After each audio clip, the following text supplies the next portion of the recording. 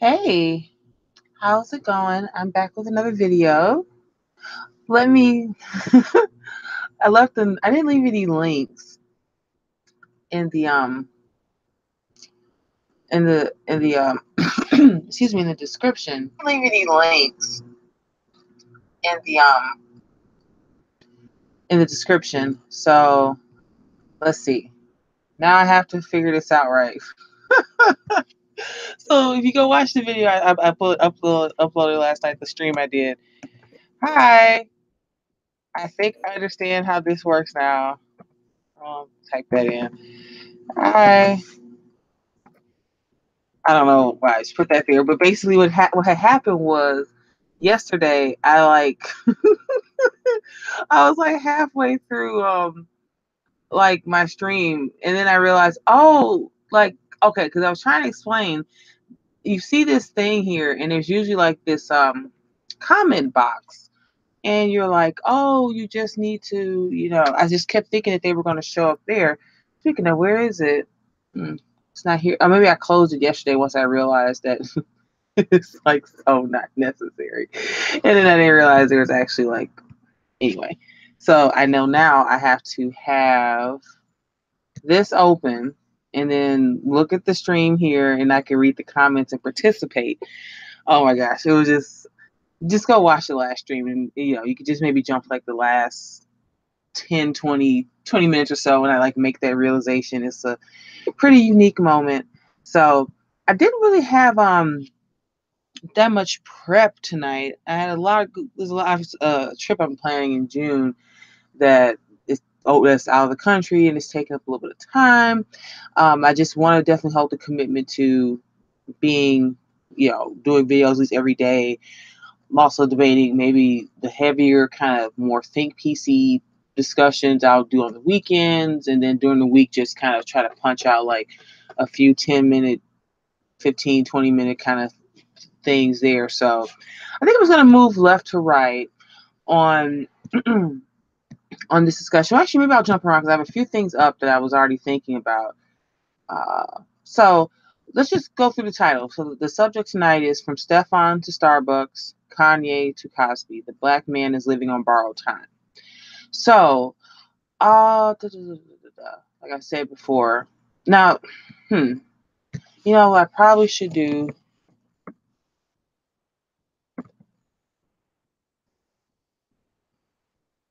Just pull Twitter up on the desktop because it's easier and all that stuff. So let's just go in because maybe I can just still find some of the older tweets. Yep, I'm on Twitter. Oh, I'm already logged in. So, because also when I was just kind of hanging out a minute ago, thinking about what to do. I was like, well, I know, especially as far as the Stephon Clark thing, there's some pretty. Wait, which? Oh, Stephon was the one who actually got shot. The Stephon is the goofy weird ass brother. Okay, so then actually we need Stephon.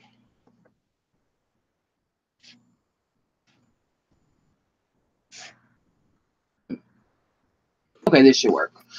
I'll just going for. I'm gonna try to keep this a little bit light tonight. There's some travel things I still really need to do, so I'll definitely. Oh, while I'm doing that, looking through these tweets. I'm sure the way I can search backwards. Well, actually, I can't. So it's funny how like the tag has already been searched where it comes up women at first, and then you know because I mean everyone knows what happened already, but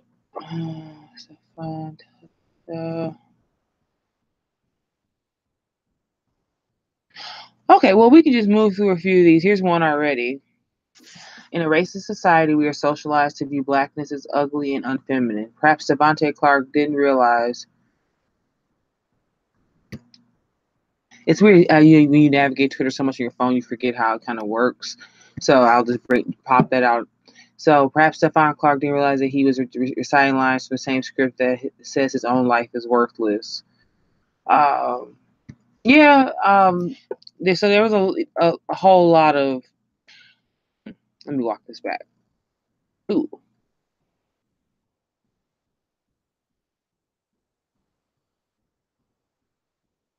Oh wow, this is from a black man.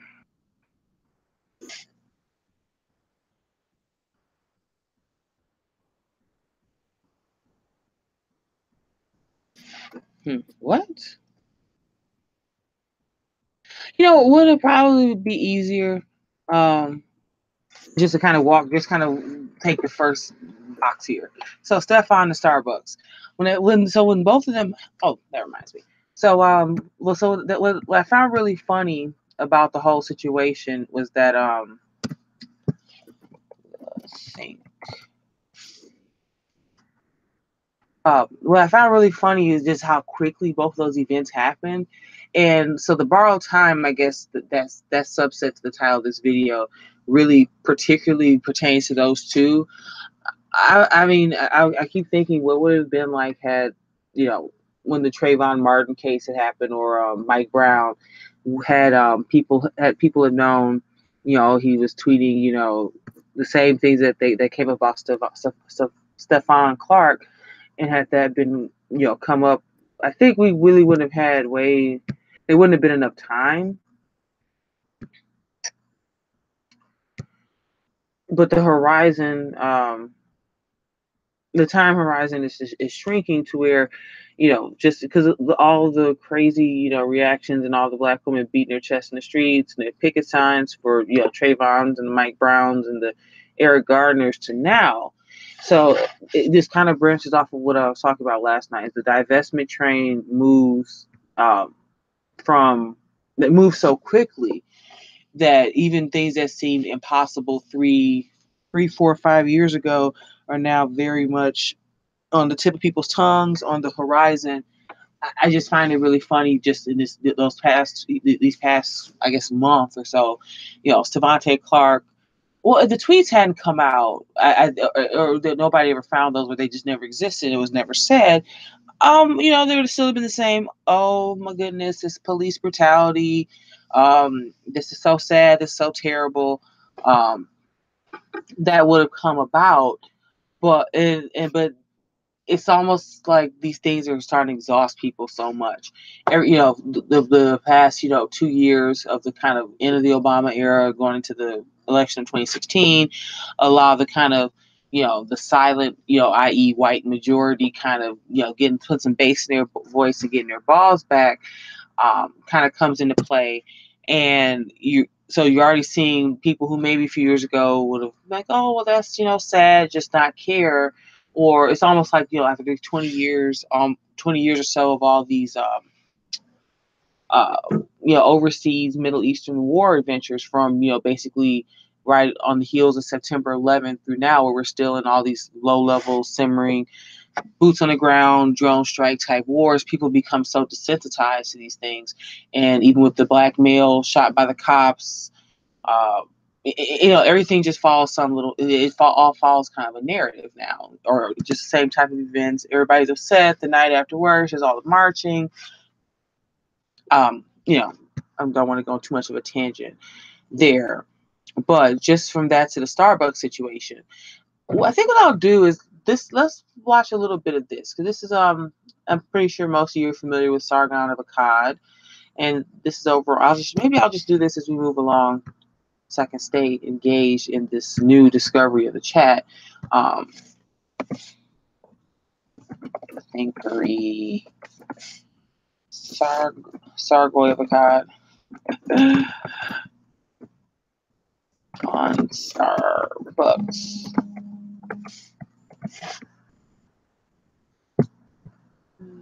There. So I'll just drop the link in the description, in the comment section. If anybody wants it. Just want a moment, because so basically he gives a rundown of the whole situation in the story, but particularly when he goes to the interviews that were given. Is this the one that this is on?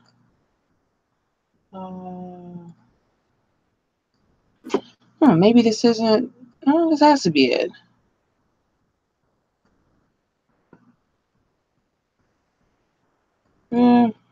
God damn it, I could be wrong. Oh, the bathroom thing. Mm-hmm. Maybe I'm wrong. I didn't think he made like a gajillion videos about this though. He only really made one. Oh my God, there's that evil Dindu that I can't stand, Camu Bell. Let's just jump to because I thought I watched this whole thing. I should know. Maybe I'm mistaken. Let's just jump in there and see what they're talking about and kind of have a discussion. And the commissioner. This Starbucks incident is very similar to your own. So here's Camu Bell, and apparently something very similar happened to him. But let's have a listen to his story. Experience 2015. Tell us about that. Well, yeah, I think we have to stop pretending this is about one Starbucks or one coffee shop. These things happen in coffee shops and businesses every day where black people get kicked out or get asked to leave or don't get to do the things white people are allowed to do. In 2015, on my birthday, white people are allowed to sit in Starbucks and not order something. It's not, like, if they're asked to leave, they have to leave as well. Birthday, actually, I was told to leave the Elmwood Cafe in Berkeley, California, because they thought I was harassing my wife and my 13-week-old baby. So, yeah, exactly. Which, you know, because and I talked to my wife for about a minute. I had met her and her friends at this coffee shop, and they told me to leave because somebody had complained about me being there. And the thing that I realized, and I think about this with these two black men at this Starbucks, is that I was afraid they would call the cops. Yeah, but someone saw you come in and start talking to a woman, and they complained because they thought you were harassing a woman. Was that person a feminist? He thought, like, no one called the cops on you, right? No one called the cops, and no one mistakenly thought that you had a gun. But at the time, did you worry about those things? I did worry about those things because... That's irrational. There was no reason to worry about those things. What possible reason do you have to worry about those things? We were in 2015, we were in the middle of Ferguson being in all the headlines, and so... Yeah, but you're not poor, you're not working class. You're not part of the underclass that actually do get persecuted by the cops. Why the fuck would you be worried? Progressive hipster in Starbucks worries that he might be treated the same as black gangbangers. More 11. Fuck off. Fuck off, man. I know that was a possibility, but here's the thing that's so sickening about it, Don. The reason why I don't think the cops were called is because my wife was right there, who's white, and she was able to go, that's my husband. We are together. I'm his wife. And I think that probably her white skin actually probably took some of the heat. Yeah, the white skin. It's the white skin. It's not the fact that she's literally like, no, I'm not being harassed. I'm actually married to that man, so you're fine. It's not that this is a mistake. It's that she's fucking white. That's the reason. That's the reason. Out of the situation, which is sad but true. No. After that happened, Kamal, I love this. It's sad but true. You just assumed this. You've made that up. You cannot. I'm gonna pause it here. Yeah, exactly. Yeah, I was wondering. I was kind of wondering if that was going to come up because I know that Camu Bell is married to a white woman, and it's funny because he makes his bread and butter on all these news shows and this, that, and the third is the Mr. Black guy with the black male opinion about everything blackity black. So funny enough, I don't think that it's in here. I think what we're gonna do is I'm gonna keep this short and we're just gonna have like kind of a hippie stream of consciousness stream tonight, man. Because when I was watching this clip with Camu Bell, it made me think of yep. See if I can just find a comment because I feel like every time somebody just posted, it's like this whole 8-hour like business.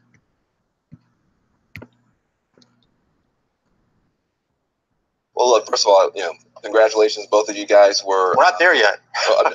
Well, you're further than anybody said you would be, and I have enough class, and I was raised well enough to say when you outdo, yes, sir, thank you. When you outdo expectations, good for you.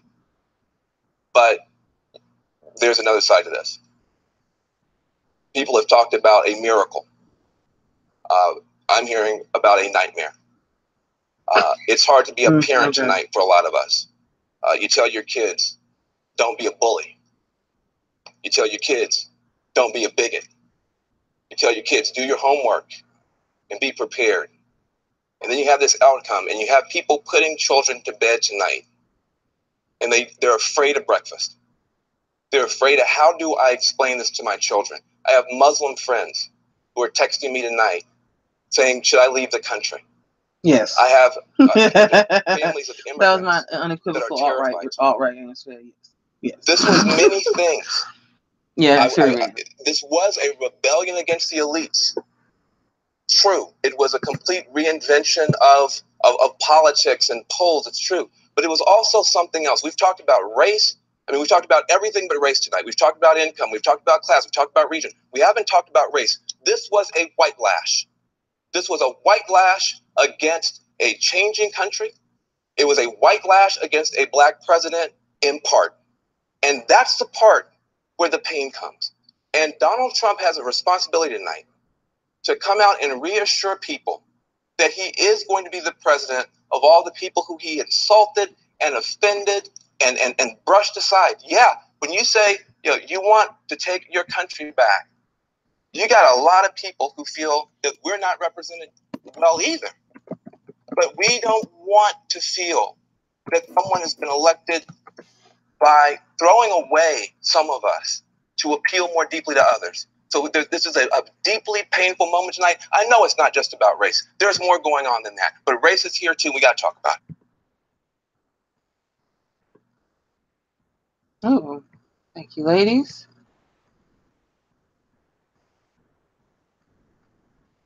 Mr. White Lash himself. That's what I saw him and Camu. That made me think of Van Jones' his white lash comment. What is it with black men who are swirl married and have biracial children? This is kind of something I've kind of brought up in maybe just in it's one way or another. There's all this visceral, and it's funny. It's a white lash about white men particularly making the choices that they've made overwhelmingly to vote for Trump and support him. So they're always so ready to just so this white lash and worried about racism under every rock. But these men are married to white women. So like I remember thinking, so they're so worried and scared about this white lash, but they're like, putting their, if the way Kendall phrased it once, the civil rights movement was just about integrating the black man between the white woman's thighs. So they have all this kind of vested interest in, having that access, having these biracial children, these white wives, while they go make their bread and butter all over your CNNs and mainstream news media, running their mouth and being Mr. Black Man on the hunt for racism everywhere. And it's so funny because it is so obvious when you really put it under a microscope. It's really just about what racism perceived or otherwise from white men, because they want to protect this the access to white women that they have. Let me see if I can find the other guy. It's just going to give me images first, isn't it? I don't know how old this picture is. Well, yeah, so this is Jamel Bowie. Now, I don't know which one I want to go find. Let's see. How about, just put in Donald Trump. The lasting damage of Donald Trump's bigotry. Donald Trump refuses to speak out against racial violence. Donald Trump is a racist. He writes for Slate, Boo, magazine. And again, so just a very brief example between Jamel Bowie, Van Jones, and also W. Camu Bell. What's all these weird names, by the way? These three prominent, very unambiguously, dark-skinned black men who are so scared of racism everywhere that they're worried about while they integrate themselves between the white women's thighs every night. So let's step back. It's not about the swirling of the race mixing. That's not the point. I'm trying to point out here. It is so interesting. Just they go make their bread and butter about racism and evil Donald Trump all day. Yet this is what these black men go home to at night, and the women they choose to build families and marriages with and produce children with. It's like this is starting to ring really hollow. And I guess I probably have once or twice quoted David Carroll, but he even himself, even when his motivations are kind of duplicitous, this black man, he can't stand the white man. He ain't got a problem with the white woman though. So they go talking about white racism, white supremacy they're really just talking about white men. This does not apply to their precious white Aryan queens. So for the Stephon Clark, let's just see. Paris Milan had a couple good videos about this whole thing. They seem a little. They're all out here, and it's just. I thought it'd be cool to go through Twitter to take a look around, but basically, once everybody saw those tweets and the whole brouhaha, that thank goodness, because it showed me that maybe Black women are completely brain dead, and there's enough of them waking up to a lot of these double standards and this duplicitness in this community, air quotes. So by the time the Starbucks situation comes around a week ago, it's funny because everything is kind of hitting like a lead balloon. Like they came out Starbucks and you saw the video and the clip and the cell phone and them getting taken out. And what I was looking for in the Thinkery vid, because I honestly think there was another Sargon one. Yeah, exactly. And it's because and thanks for joining the stream and commenting. Yeah, so it's frustrating because it's basically I don't know where I've seen this outlined. There's this kind of hierarchy, if you will: white men, white women, black men, black women. So in the middle, this is basically this kind of. Maybe I will say the past 50 years particularly, I've been thinking about this for a minute, and I would like to really formalize this. What's happened, I argue, in the past 50 years, maybe a little bit longer, since post-World War II era, it was like there's this movement of, you know what, this is why I keep thinking about this. And I saved it someplace. It's exactly why I'm going to frame it within this context. Man, yeah, well, it's so common, it'll come up in images. Yeah. So everything is about him being a man, and this particularly comes out of all those old photos you remember. I think this is particularly when I looked this up yesterday. This is from there was some protest about there was some union boycott about the dumpster. They were like garbage men or something, and so there was a lot of these black men that were a part of this rally. So like one day I was thinking about this maybe a few months ago, and it really hit me, and I was like, oh my goodness, that's what it is. So, and I'm not gonna go find it now because I saw there's some Hispanics marching about immigration and stuff, and they're all carrying signs, and men, women, and children, we are human. But just look at this photo, and I think this is kind of the beginning of a conversation that I would like to expand upon. But so just going back to your comment, they see the white woman as oppressed. A big part of the past 50 years was the social and cultural change of the 60s is this narrative that springs up that the black man is oppressed by the white man because of slavery, because of this, that, and the third. And then you kind of get maybe a lot of the kind of very third wave feminism and just this deconstructionalism that comes into the universities, it comes into our social sciences, social politics, where the white woman, by nature of being a woman, is oppressed by her man, her father, her brother, her uncle, her white male patriarchy. So the two of them both come into this type of scene. This thing kind of evolves around the two of them, and this kind of is like something that other people mentioned, where the whole thing becomes all the black people are men and all the women are white.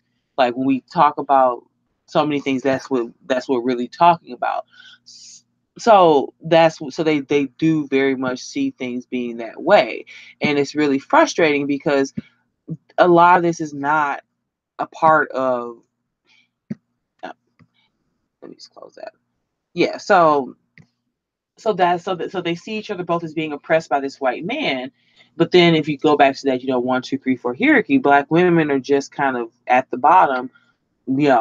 I guess with everyone kind of piling on top of them in a sense, if you will. I don't know. I guess I could grab it because I think everyone should be reading this, and I know I already probably have it. Yeah, I'm gonna drop this in link. This is something I'm working on a piece about currently, and this I'll just go ahead and pull a line from it right now because there's something. So this was something that Crystal and Karen shared it. I've seen it. I've seen Kendall share it. I've seen it float around a bit. This is from 1968, and it's called Poor Black Women. So it opens up where it's basically the black brothers of this Black Panther local black pro-black group tell the black women don't take birth control, it's genocide, blah blah blah blah.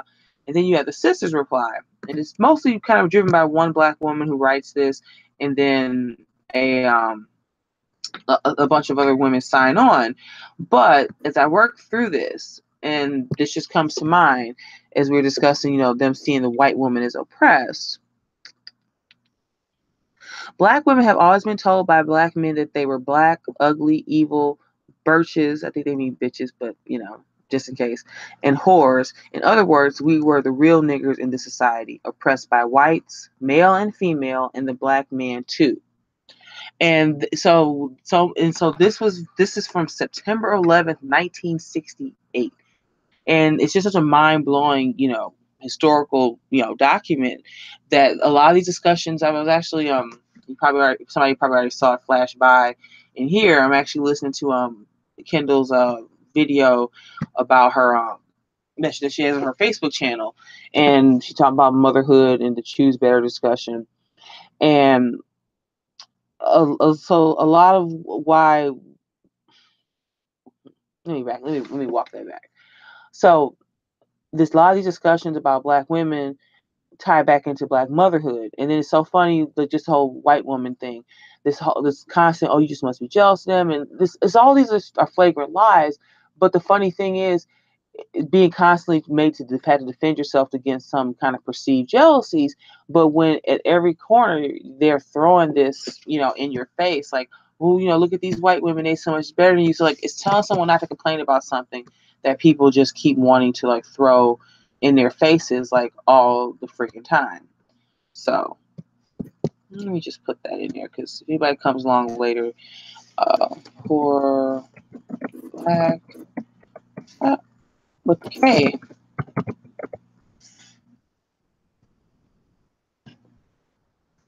Hey, good evening, email. How are you? Is there like a comparable phrase of top of the morning to you? Like, do they say top of the evening to you in Ireland? I don't know. So as I'm very keen to do, so I'll just kind of summarize. So the Stephon and Starbucks situation is just very funny, because it's like the people's patience is running out. As the black woman divesting a lot more of the telling the truth, telling their own story, as this kind of spreads, and I'm even noticed it popping up in so many different unexpected places that you don't really expect. And then even the part of the reason, like I said, and I'll stand by this, why I don't mind maybe sharing some of Chrissy or Sinji's stuff, is because even with black women like that, we're like, as I made very clear, they're not fit to lead me to the liquor store, let alone anywhere else. I'm seeing these conversations and some of the same type of questioning thoughts pop up in a lot of different black women circles. It's not about every single black woman, like this fantasy, we're, with a John Hamm lookalike on our arm, living in some, mega palace, driving a BMW, being fed peeled grapes by, it's not about every single black woman, completely completely divesting or living some like fairy tale fantabulous life. It's not about every black, it's about making better choices on an individual level. If that means you find a great, black man, you do it. If you decide to be a lesbian, you do that. If you decide to be celibate, you have kids, you don't, whatever. It's just something's changing in the air where it's weird. So it's funny. I was thinking about this as a perfect way to describe it, because I had this theory. The whole Beyonce get information, because you think about the word, information. So I guess I could go. Do we need to Merriam-Webster information?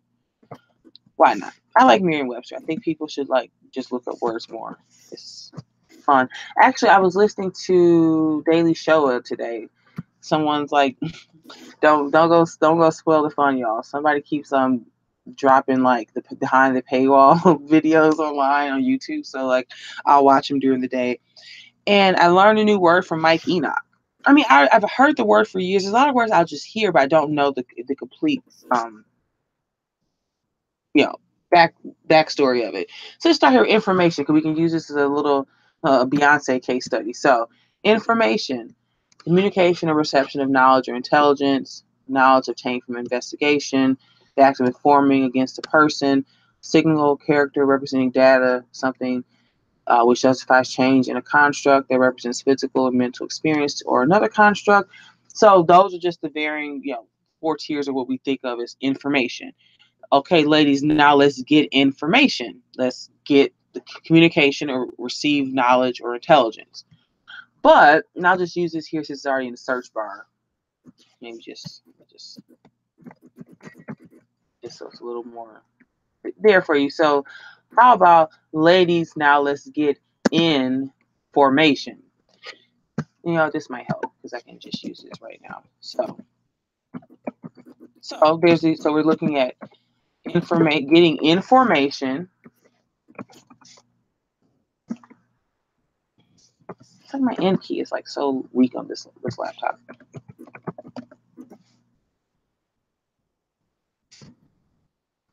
Okay, it works either way. So there's a difference, and however you decide to take that lyric, I think it's kind of an interesting little, I don't know if parable is the word I'm looking for. It's an interesting kind of thing to kind of riff on. So if you take the chorus as being let's get information, so this is kind of my theory about that lyric. So there's one side of it, just let's get information. Let's get in formation. Get information behind the Black community. I've always wanted to do this. You guys want to hear a little Beyonce song breakdown? But you know what? I really I don't want to get trigger Twitter, YouTube to take that down if you start playing stuff. But so let's just take it there. Get information and get out. The knowledge and the telling your own stories that's being shared by Black women as they get information from other Black women telling the truth, us maybe coming forward about the things that our mothers, grandmothers, and so on didn't tell us, the things that this race and this community in air quotes didn't tell us, versus so that's getting information and getting out and divesting. So divest, get out. The title of the movie is like that. So that's the one subset of how to read that chorus and that the title of that Beyonce song. So get information or let me make this more clear, get in formation. So, like for instance, that lyric, it's a weird. I'm not even like a big Beyonce fan. Okay, my guilty pleasure song. I really like 7-Eleven. I like the video. I don't know what it is. I think it's kind of cute, like the bounce around your underwear and t-shirt. That's kind of how like I usually am at home, just like bobbing around. And I just like the video. And I think I like that song. And I'm kind of partial to that. I'm really partial to the Drunken Love fan vid. That's basically Scandal, the Olits. You just type in. Why don't we share something with y'all? It's gonna come, it's gonna come right in. Cause like, I just love it. It's so good. I have not watched the series finale yet. I just can't bring myself to do it yet. I haven't had time. But so the Drunken Love, like the Beyonce, her and Jay-Z on the beach. That's a revolutionary moment. Her in that wet curl and like just rolling around the water. I remember thinking. It was that kind of really weird, visceral Black woman response, like that we've kind of been conditioned with, especially the pre-natural movement. Like, oh, you're getting your hair wet. What are you doing? I was like freaking out. But I'm like, oh my God, this is really revolutionary. Like this is Black woman, prominent artist, and she's wearing this, this hairstyle, and it's made to be a wet curl, and she's rolling around the water and all that stuff. Yeah. So let me just pause there. So I see that you have a few questions for me in the chat. So I'll wrap up this point. This is gonna be good for me because it'll keep me more in tune with things. I was watching some more Luke Ford today. Maybe I'll play a little clip of Luke Ford as a little precursor to what I'm gonna start doing on this channel, is making videos about other people on YouTube that I really enjoy in their content and people I think you should check out, and maybe one day people I hopefully can do some things with. So anyway, in closing, getting information. Oh, that lyric. When he when he fucked me good, I take his ass to Red Lobster. And I was just like, I literally stopped. I was like, what? Did she really just say that? That's definitely maybe video to herself. I want to talk about Beyonce and this whole shift that she's been moving through in the past like few years. So get in formation in the black community or in Blackistan. Go let him fuck you good, and then you take him to Red Lobster, and every other kind of like, most of the non-black, non-sub-Saharan African, predominantly Western first world countries, men buy you things and reward you for your sexual goodies and sexual access. You don't like. I was like trying to rewrite it in tandem with the beat, but I couldn't figure out how to reorient it when he fucked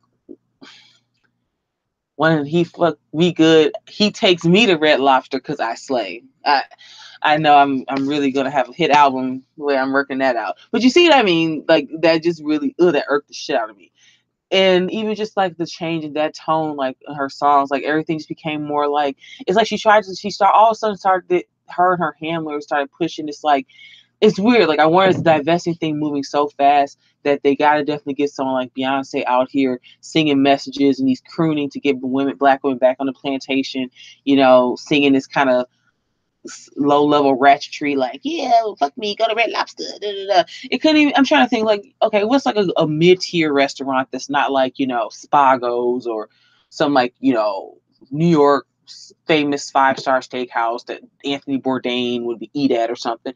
How about the Cheesecake Factory or Noodles? I was like Noodles and Company. I mean, Noodles and Company is a pretty good step up. I mean, it's fast food, but it's like anyway. I mean, is there anything else besides Red Lobster? Especially, and the funny thing that irked me about that, because everyone knows that black people joke about going to Red Lobster and how good the cheddar biscuits is, and anyway. So I'm gonna leave that point there, but I'll definitely leave the Merriam-Webster open. Oh, before I move on, Herume, and I'm still spelling it wrong. It'll give me a. Yep, hermetics. Oh no, that's not the word. I know, but that. You know what I hate when they do this to you. Like, what I'm trying to like find. Her.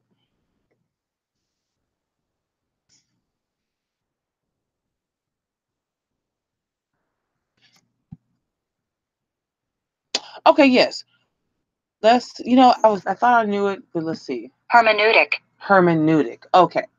Yes, I was listening to Daily Show earlier, like an episode from it was actually from just a few days ago, and I was like, oh, I've heard this word for years, but don't know the complete etymology of it. Like I know the word, but what does it mean?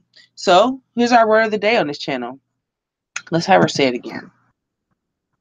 Hermeneutic. The study of the methodological principles of interpretation, as of the Bible, a method or principle of interpretation. Okay, cool. So, actually, the etymology. I actually pretty sure I know what the etymology of that word is, because let's see, it's Hermes. What Hermes Trismegistus be in here? Yeah. When I was like really into like Wicca, paganism, and like the kind of like ancient Egyptian, like the whole kind of like those the kind of Greek and ancient Egyptian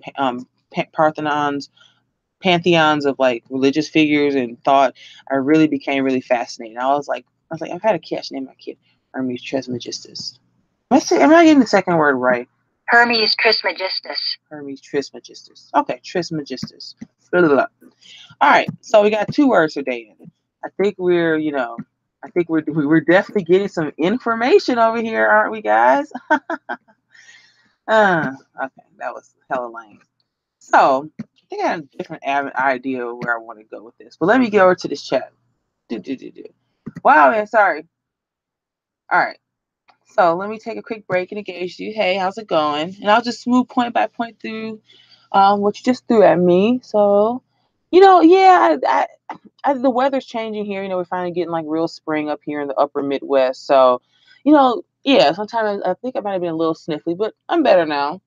So it's basically the country to the West. We have extremely left, radical leftist policy of Obama. Situation, he had these crazy neo-Marxist ideas. Yeah, and all of Obama, it was always kind of funny. Like he just seems like some guy who should have been like maybe like you think it's like Department of Education, like some really big like that. Who was that Asian chick forever? Michelle Chow or whatever, the one that got in all the flack in the DC school system. I don't know, like there's just things he was there to be the base mulatto first black, aka mulatto president. That always unnerved me as someone that's a fully black American, descendant of parentage from Alabama and Mississippi, that some dude who was a product of a white mother and an African father. And this gets to the problem with black people, like that constantly goes on. We just invite everybody to the barbecue. Everybody that kind of, and black women are more notorious for this than anyone. And we suffer more than anybody for doing this, more than black men do. But yeah, bummer was bummer. But it is what it is. The country was shifting more moderate conservative. Yes, formation is a military term. Yeah, one other word, because I actually learned this from Richard Spencer. Yes, just give me. And I'm really weird with something like it's like the way the X spins. I'm always like uncertain of how to say this. So we're gonna hear this right now. Phalanx. Phalanx. It's weird when you hear it because you see the A and it just kind of like sometimes I'm a person I want to say something, and if it's worded or spelled a certain way, I kind of get a little lost. Phalanx. Phalanx. So phalanx, a body of heavily armed infantry in ancient Greece formed in close, deep ranks and files. Broadly, a body of troops in close array. So so formation, which is a military term, like getting into formation, and that was a lot of the thematics behind Beyonce's Lemonade and all that kind of spoken word and the dance moves, all the women just kind of moving this way or that in specific formations. Yeah. Hey, people like listen to Sticks, Sargon, people like listen to it's done. Women shouldn't accept it. It says black women or nothing. Yep. Yeah. Yeah. And the black women's expectations, and it just keeps crawling to the bottom. And luckily, when you really get into this enough, you finally just because the first wave of it's almost like I think what I'm trying to get at is a parallel between some of the things I see with the kind of more white male centered alt right and kind of what's also happening these black women divestment wigtowy circles. It's like and so then you rush through like first some guys get woke to the woman or the feminism question, the red pill question, and then the race question, then the JQ question, and you kind of like run through all these different circles of that you fall down and fall through and into, and you absorb that knowledge.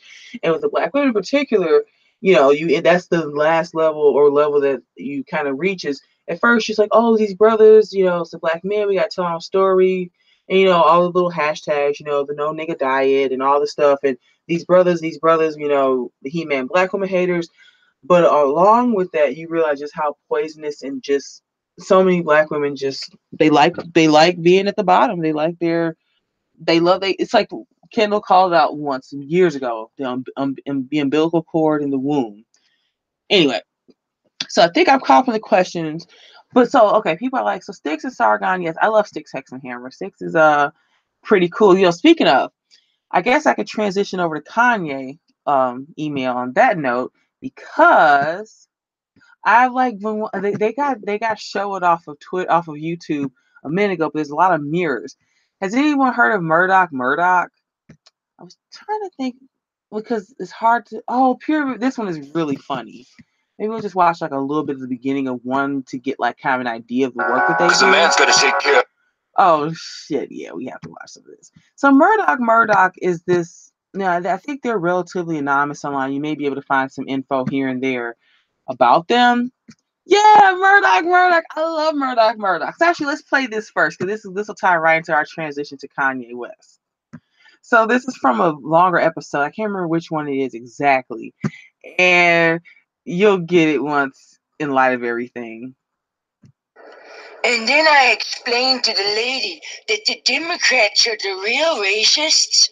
Speaking of which, check out this dank black guy in a Trump hat. Fucking based. I wish there was a little bit more context with that one. I wish I remember what episode it was from. Damn it. So, yeah, so everyone's heard about Kanye and the whole rigmarole about Yeah. The thing that's so trippy about it is he went to Trump Tower right after the election, and there was all this Kanye talking to Trump. Oh my god! And then so now, like, what? This is like what, a year later. Then he's like puts the hat on and he's tweeting. He's with like his record producers. Echo, echo, echo, with his Trump hat on, and like everybody just starts losing their shit. I won't play the whole thing, but speaking of other people who I totally dig, I guess I could tell you this. I've actually met Ramsey Paul once. He is like freakishly tall, and I shouldn't say that as a tall person. He's taller than me, which is like scary, and I'm like a little over 6 feet tall. So Ramsey Paul, of course, had to come drop some knowledge on all y'all out here about this, and it's because the whole problem with there's so much to say about the Kanye West thing, but the funniest thing is all these like base conservatives talking about their base black guy who's breaking the like I was like doing my Alex Jones impersonation all day because that's literally acting like he's breaking the conditioning. Oh, did I close Twitter already? Dag nabbit. I know I was gonna find that clip later. Let's go back to Twitter for a second because maybe I can find it. Oh, we gotta find it. I replied to this woman yesterday. So I'm like, you people really need to quit it with this. Like, it's so funny, the alt-right and a lot of like the kind of post Gamergate, all those circles that kind of were running around Twitter during the election were really verbally beating the shit out of these normie conservatives about their whole we gotta get the blacks off the Democrat plantation, blah blah blah blah blah blah blah. And then here they are. I mean, not like I don't think we were completely successful in getting people to knock this shit off, but it's so funny watching this happen again. It's like after all that, so I remember once I spent like 48 hours on Twitter during the election. Or during the election. I don't remember when it was. I remember one time. I mean, this is back when the rightstuff.biz was a little bit more open, and I used to comment with my when everybody still had Discuss when they had Daily Stormer had. I used to kind of comment on both sides a little bit, and I remember like somebody would be like, "Oh, let's go to National Review and like fuck shit up." And I remember because I like to believe, and I know I did. I played a small part in National Review closing their comment section because they went completely comment free. You should be able to get on Discuss and just hop in there and roll through there on like a troll raid. So anyway, this is some tweet from some chick, and I think I follow her from it. There's all these weird normie Trump people. Well, who like this? Thank you. Oh, I saw him comment somewhere yesterday. I didn't follow him back. Thank you. So this be their tweet. No one cares what the alt-left lunatics think about anything. Palmer Report is a known hoax site. Wait, sit down, shut up, and open your eyes. There's a paradigm shift happening, and it's terrible for Democrats. And you see what I wrote back. Lady, there is no paradigm shifting. A black man, a rapper who has been noted to be a friend of Trump for some time, just started tweeting pro-Trump stuff. How does that correlate to approximately 20 million black people in the U.S. and their future voting patterns? It's like, it's such banal insanity. And it's funny how this was all for a day and then it stopped. And, I mean, people are still talking about it, obviously. But, let's see. Let's just go over here real quick. Let's read some of these normie, boomer, conservative, goofy comments. It's like I cringed so much yesterday. I turned into a raisin. Like, more replies. Where the best I'm at? I feel like more people commented because this was like retweeted by like Mike Cernovich or something. Okay. Well, anyway, there was a lot of these like normie freak out comments about this goofiness. Oh, here's one because this is literally like I had to retweet this. This is perfect. There's nothing cringier than watching boomer conservatives quote tweet Kanye and go, "Yes, easy, limited government, low taxes, and more war in the Middle East." It's like, like, did we beat this out of these people like a year ago? No, not really. Oh my god, the best one. I don't know where it is in the comments. Somebody was like, "Yep, we was Kang conservatives, baby. We was Kang conservatives." Oh, you asked me who I read and who I follow. This is worthy of a stop because this is someone I have to cover. When I first got into race realism and I guess what was becoming known to be the kind of early kind of cementing points of what is the alt-right what is race realism, even the more tangential parts like neo-reactionaries, all that jazz. The two websites, I guess I'll just show them the video for now so everybody can we can close this for a minute. So two websites. So here you go. Email. Here you go. Gotta tell you this. So these, and whoever else is listening, because these are two websites that really shape my opinion on. I would say shape my opinions. I think American Renaissance particularly just kind of validated a lot of things that I already knew, and from there, and and the thing is, they just post a lot of like news articles, and there's some like original pieces that are written here. JT, that's like a little joke. Like people, like for a while, like, and he was still kind of joking. They called Jared Taylor JT because it's just kitschy and goofy. So we were just coming off of Twitter. I have not been on. I've read so much of stuff Black people don't like. I think he changed the site to, oh, because we live here is an anthology of his work. Okay, so these are. I'll just drop these in the comments. Oh, let me. I see there's some more folks in there chatting. Let me get over there and say hey. But first, do we want to watch? Let's see. I'm just gonna scroll and see. Oh, this is the 100% pure Bavarian phenotype.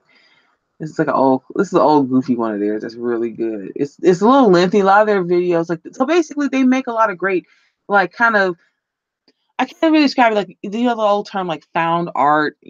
Somebody would like find like a shoe and put it on like a piece of old cardboard and add like some stuff. Like I can't really think of that artistic discipline, like found art, found objects. They use a lot of like, or pastiche. I think pastiche is the term I'm thinking of. They use like a lot of found clips. They do the kind of weird like very lo-fi voiceovers or basically cut out animated mouths over people's mouths. There's video, there's animation, a little bit of live action kind of thrown in there. I know there's a site where I think that people have like mirrored all their old videos. One day I think maybe I'll just do a Murdoch day. I'll just find some of the best clips and we'll just kind of have a Murdoch watch party. But anyway, let me just jump in here before I move over. See if there's anything to kind of check in on. Oh my gosh, I understand this whole thing now.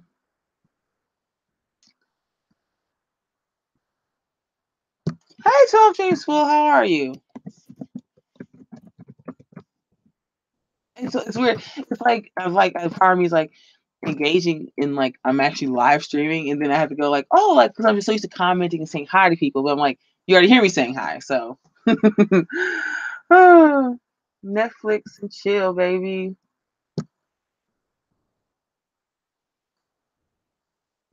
Hmm.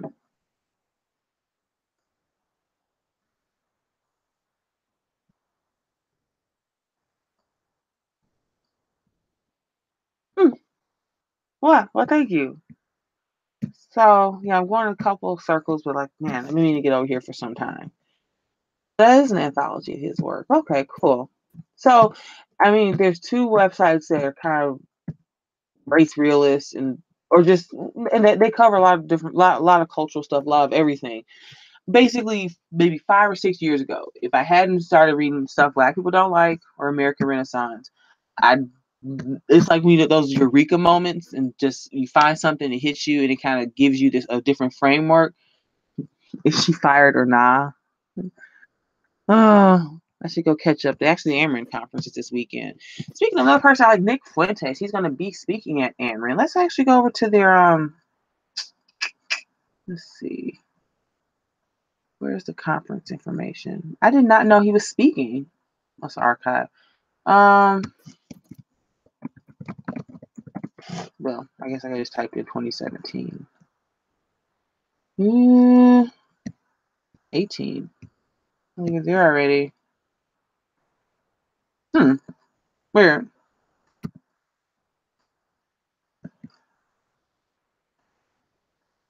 Oh, it's probably.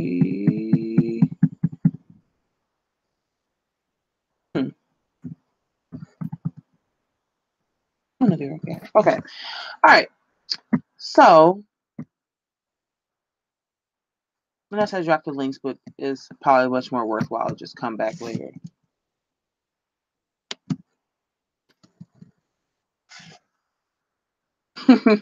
Oh, Bill Cosby. Forgot we have to get to that. I don't really have much to say about it. You know. Okay, actually I do. Let me see. Now like I have to go find my comment from Lady Quiet Storm. Great channel. I mean, and she's another one. Hashtag goals. That's definitely like a goal. Is to like she's so clear, and I wonder does she write things out or she just have really solid notes, and then she just kind of like moves about. So the funny thing with Cosby, like let me see if I can find it in a quick sense. Ooh, I saw. I see you just did a video about this. Okay, so I definitely have to check that out because it's all just happened this afternoon, and I was kind of leaving work, and I've been running around, um, and what have you. So I kind of really hadn't gotten too much into the whole story. I mean, when it first kind of, I'm a quiet voice in a turbulent generation. her voice is so clear, and I love her design, her like art and stuff. It's not just y'all staring at me like meandering around on my laptop, but it's better than early videos, like my early like days here with my cell phone in front of here. Let me just mute this real quick because I have to find the comment that I love. Oh, because it was a response to Monet J, another commenter who I like, and I see her post a lot of really thoughtful comments. So this actually it's funny because when I read her comment, this is something I mentioned in last night's video, and I don't know how I got on the subject. It was something to do with like, you know, because we started talking about Jungle Fever, the movie, and I played the clip about the black women sitting around. He goes and bangs the white secretary and blah blah blah blah blah. And I was like, well, a lot of it's so funny. A lot of these middle class, some of the more well-to-do white and Asian men, and I'm not saying that this is all of them or half of them. I'm not even making some numeric, estimation here. They'll go, they're married, they keep their genes and their generational wealth and they're the patriarchs of their homes. And then maybe on the side, they'll go see some, maybe they'll see a dominatrix. Maybe they just, go see some escort or go to the strip club once a month to, get a lap dance. I don't know. They spend their money, they engage with a woman, in some type of, just very strict sexual intimacy, momentary thing, and they go back to their lives and maintain houses and homes and households.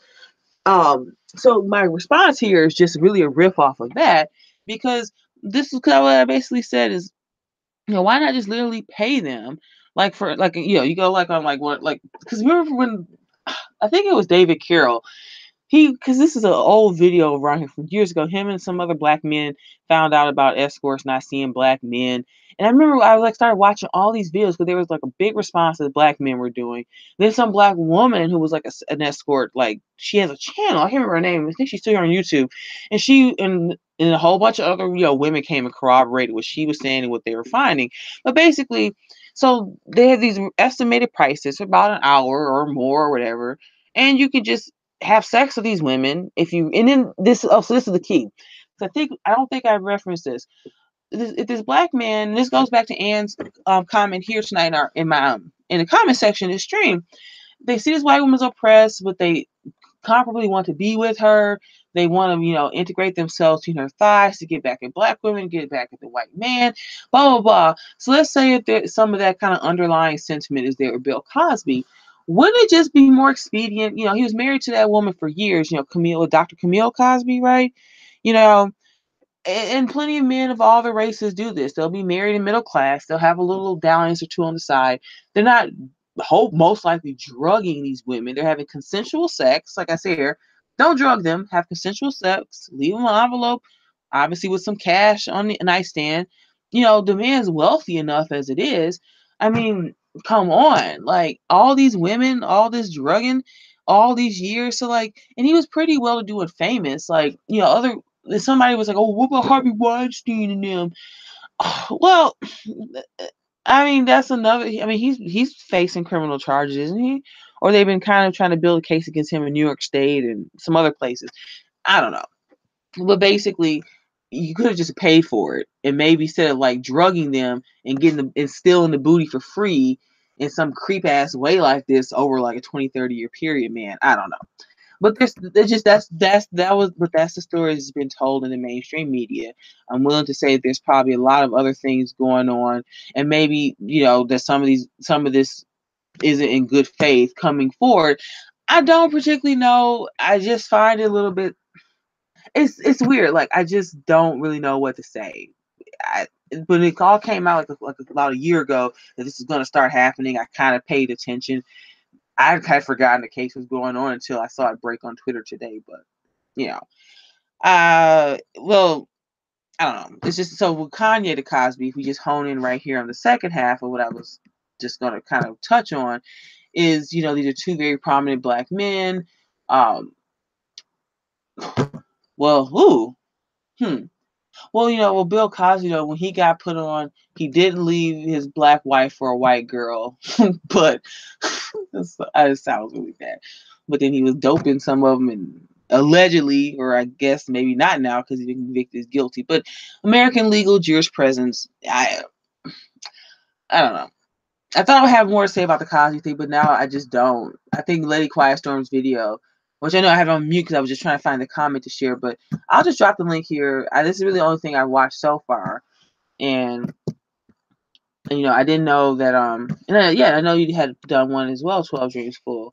So just put that in there. Everybody wants to go watch. It's a nice little 10-minute vid there. So let me just back up. No, thanks. I'm glad you love my comments. I really loved yours too, and I found your channel page, and because I think something you said had kind of struck me in the Miss Archduchess thing. Like I think it was something to the lines of, should we share? Should we get white men involved? And that's kind of I think I've kind of broached it even from some of the earlier videos I have on this channel, and I kind of am getting to the point of really kind of starting to reiterate and do something more specific about, is because that is kind of what the intent that I have here is to do. Wow, that's a great sentence. I have is here to do. English isn't my first language. Yeah, of course it's not. And because I think that that's going to be the key in terms of how this goes. I think I'd rather put that more to paper to really explain. But I love that you said that, and that's literally what I think is going to end up having to happen. The situation that black women who kind of run our circles, where we're kind of finding ourselves at, is, we understand the black male as a collective. We understand that situation. We understand the Blackistan as a whole, the black community in air quotes, to a large degree. But then half of the time the battles we're fighting are with other black women, and the pushback, tonight Ken was talking about the just pray on it. There's that video of the black woman, she got HIV from her boyfriend. She's like 4 kids. It's just a really messed up story. And then she's on Facebook Live again recently. She was just freaking out, crying, really stressed out. 4 kids under the age of 6. They're all sick. And, everybody in the stream is like, well, just pray on it, sister. Just pray on it. Just pray on it. And all the discussions that when you take out black men and, everyone saying his role in it, black women's culpability, their lack of there's just too many people that we end up having to fight. It's like, oh my God, it's like The Color Purple, that famous scene where Oprah Winfrey's character Sophia, all my life I had to fight. I had to fight my daddies, my uncles, my brothers. That's kind of a part of our battle cry in this scene amongst other black women. We got to fight these black men. We got to fight the general black community. We got to fight other black women and their bullshit and their pushback and their mammary handmaidenry. And so at some point, and when I'm trying to hone in on, and some of the people I want to do maybe streams with and chat with, and just some of my own general kind of interests in some other dissident circles here, especially those who talk about race. And I'm trying to find a way to bring a certain elements of what we say to the discussion. Like, for instance, one channel that I really like is Luke Ford. And he's really cool because he's like, he's this Jewish, he was born and raised Seventh-day Adventist in Australia. He converted to Orthodox Judaism over the past decade. And he has this really great, pop over. I think he was live earlier, but So one person that I'm really digging now is Luke Ford. Oh, he did an interview with Jim Goad. I gotta do a video on Jim Goad one day. Jim Goad is like someone everyone should know. Damn it, they were talking about this one is hella long. Like I'll just try to make my way through these at work during the day. Maybe I can find the moment he said something. They were saying something I thought was key. To have a significant amount of solitary time to engage in my pursuits. So if I have off, and they've clearly, a few days ago. I have no idea we're starting to see a 3-hour stream. Like everyone, the streams just. I mean, it's I'm jumping on bandwagon. I'm not. It's actually an easier way to shoot. So I don't have like a video camera and all these other types of setups. But everything's a stream now, and sometimes you look up, these people have like streams. Like I think I'm gonna get through it during the workday, and I just don't. But basically, so Luke Ford is interesting what he's been able to do in terms of having conversations with the alt-right, being someone. It's funny, the JQ is such a thing amongst them. You think the black question or the other general non-white question is a question. The Jewish question is like it's the big kahuna of questions amongst a lot of these circles, and he's really facilitating a lot of really interesting discussions with people who are Jewish, with their convert by birth. A lot of different opinions and varying discussions. He's had Mike Enoch and Eric Stryker on. He's had Jim Goad on. So I kind of I think maybe one of my hashtag goals is to kind of maybe have a platform or do something similar to what he does in terms of speaking with these types of circles where he's bringing all these really alternate, dissident kind of Jewish perspectives and just, other perspectives. He's had a couple women on recently. There's one chick named Analytical Chick, and she's really funny. She's like this 30-something Jewish woman living in New York. And I don't know. He's brought a lot of interesting voices to the table. And I think that's one of the midterm goals I like to see maybe happen amongst a lot of black women in these scenes is maybe we get on streams together and chit chat and talk and go over a subject, per hour or two or something, blah, blah, blah. Okay, I'll drop a few in here because I keep jumping. It's for me. I'm just sitting here on my laptop talking to myself, so it's like, oh, well, I can. But it would probably be easier if I just drop a few things. So how about this? Luke Ford. Who else am I digging right now? Ramsey Paul, because Ramsey Paul is bae. He's bae. American Renaissance actually has a YouTube channel. Can you see? You guys can see me typing. See if I goof up. The funny thing is, I know I'm spelling something wrong, but in the life of Google add Microsoft Word correction, you can always. I just start typing and let them tell me what's next. Oh, god damn it! So, but I can only be. Well, we can. This is Ramsey Paul, who I'm leaving, and I'm gonna leave a few other notes. Let's just start listening because I was kind of moving from with the whole Kanye West and this normie, this conservative way of looking for some base. It's always a base black man that they're looking for. And even with Diamond and Silk and Candace Owen, who are kind of got some notoriety recently, they're these out there kind of Trump supporters, they're conservatives and blah, blah, blah. But it's always about, again, the Murdoch joke is, finding some base black guy in a Trump hat. But anyway, let's listen to, because I just want to play the analogy he gives, because I didn't want to take this too political tonight, and I might have to come back and do a video on the whole conservative meme and what that meant last year. But I just found this interesting. I saw the title, I knew exactly who he was going to take it, and then when he got into the meat and potatoes of the video, I was like, classic Ramsey Paul. So I'll just play this so we can listen to Rams. In 1890, the American Indians were pretty much defeated.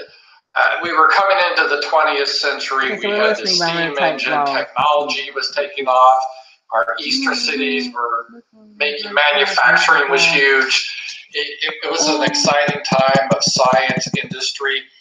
But the whole Indian lifestyle that they had for hundreds or thousands of years, nomads, hunting buffalo, it was pretty much done.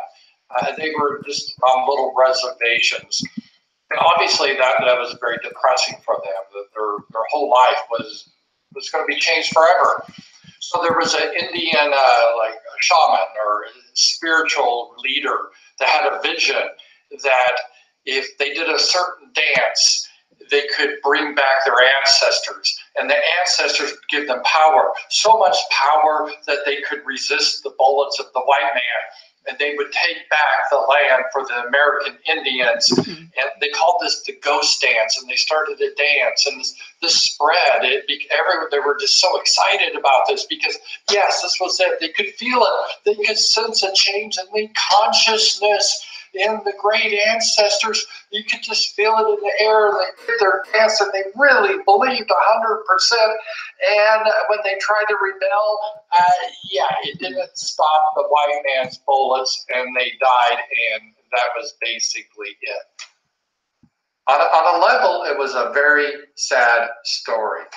But I thought of that story based on bizarre. I don't know if this is like a huge troll, but I guess it's real.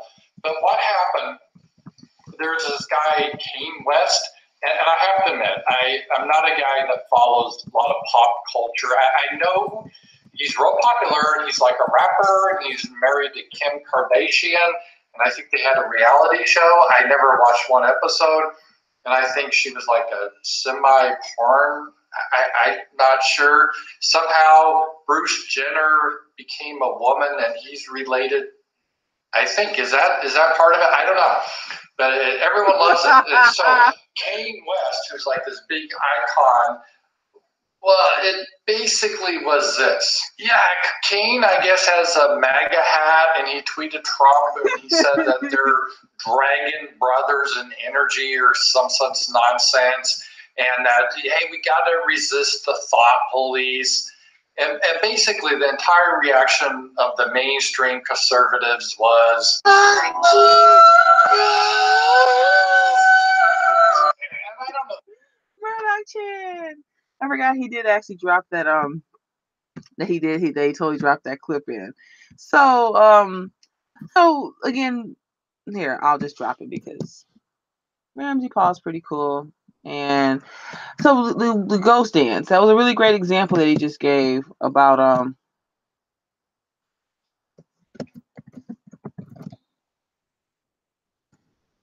oh, did you catch that? Like, at first I thought he was just being cheeky, but I think he literally just was like thinking his name was Kanye West. I was like, I had to kind of face palm this a little bit, like, come on, Rams, don't be old boomer dad. It's Kanye, not Kanye West. But oh well.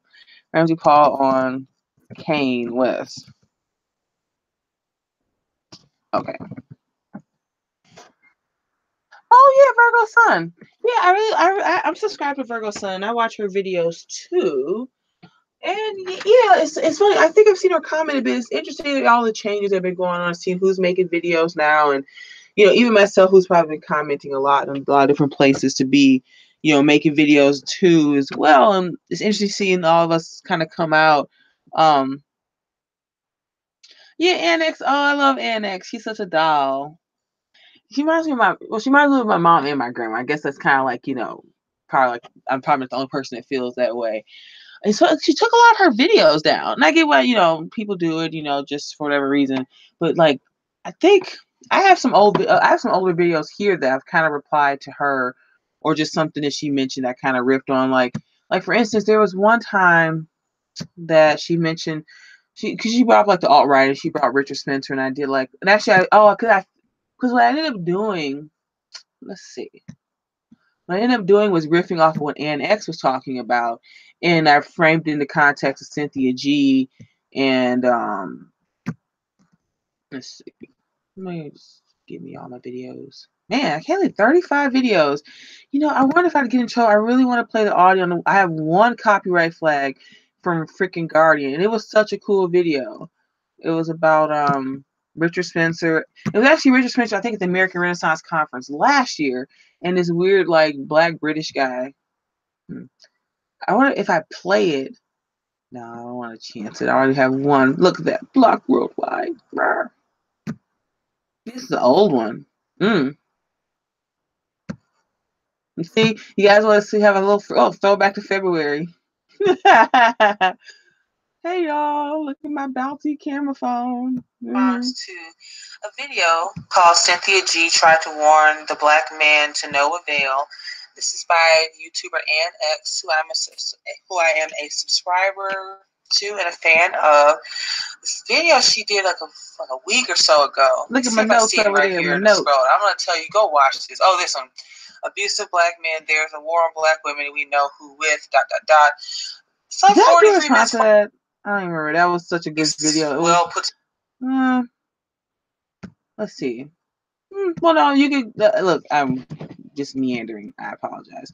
You can go find that. It's in my like channel feed. But yeah, Annex rocks. Yeah. Hi, Sarah. How you doing? It's again, like I just feel obligated to like type in to talk to. Annex is a white guy. Oh yeah, sure.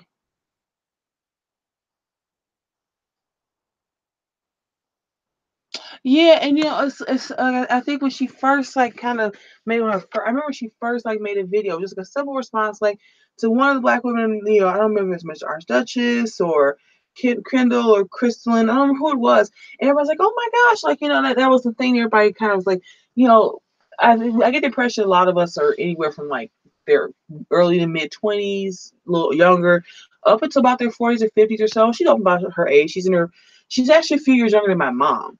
My mom was like in her late 60s. And, to have someone, her age who's like, older to be some of our mothers and grandmothers kind of finding their way back to this and even kind of corroborating stuff. And she was talking about she pulled some clips from like 70s blaxploitation movie. And she was like talking about that and pointing out something. I was like, man, I never would have thought of that. Anyway, yeah, she's a doll. Yeah. Okay. Are we gonna watch some Murdoch? I don't even remember what this episode's about. About this. Oh, I mean, I don't watch the whole thing, but just kind of want to see. Let's see, Murdoch. Okay, so I guess I have to do this now. Got more people chatting and watching. So Murdoch, they're they're kind of like the cheeky. Okay, I'm just have to say it. I mean, if some of you may take this as like racist, but I don't really use that term in this channel, and this is kind of like the beginning of like maybe me kind of branching out and showing you guys a lot of different stuff that I kind of follow and offer some commentary on things. So I guess I could have to give a trigger warning.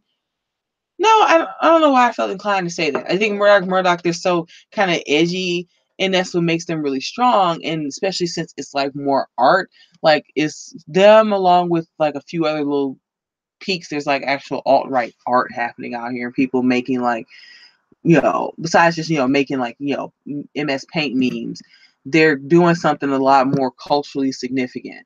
So we're not gonna watch the whole clip. I'll drop the link in here too. This is Murdoch. It's actually one of their better ones. It's like this one plus, if this is the mirror, the alt-right strikes back. Okay, no, this isn't like their first video. They mentioned Milo, and I had to go do some digging because again they got kicked off of Twitter. Because a man's got to take care of his family. That's what comes first. If you want to smell like divine, you must be divine. Honey, do you pick the kids up from work? We have kids? Me and my wife, we've been through a lot of things. I'm just glad the daycare was there for us. My wife's son has been through a lot in his life, and I want to make sure that he's taken care of in the future. That's why I'm putting half my life savings in his name. Some people think you can only love your biological son. I think that's nonsense. I love my black son more than I love my own children. This is Tom Howard, live with breaking news. A European ethno-state has been founded in the Pacific Northwest. The United States government finally finished its secret negotiations with the European Americans on the formation of the new sovereign state last Wednesday night. In other news, this will be my final broadcast for the station. Fuck you, niggers. I'm out of here. Is this real? Oh my god, oh my god. Am I having a stroke? Oh my god, oh my god, oh my god, oh my god, oh my god. It's just so beautiful. Well, what are we waiting for, guys? Let's go.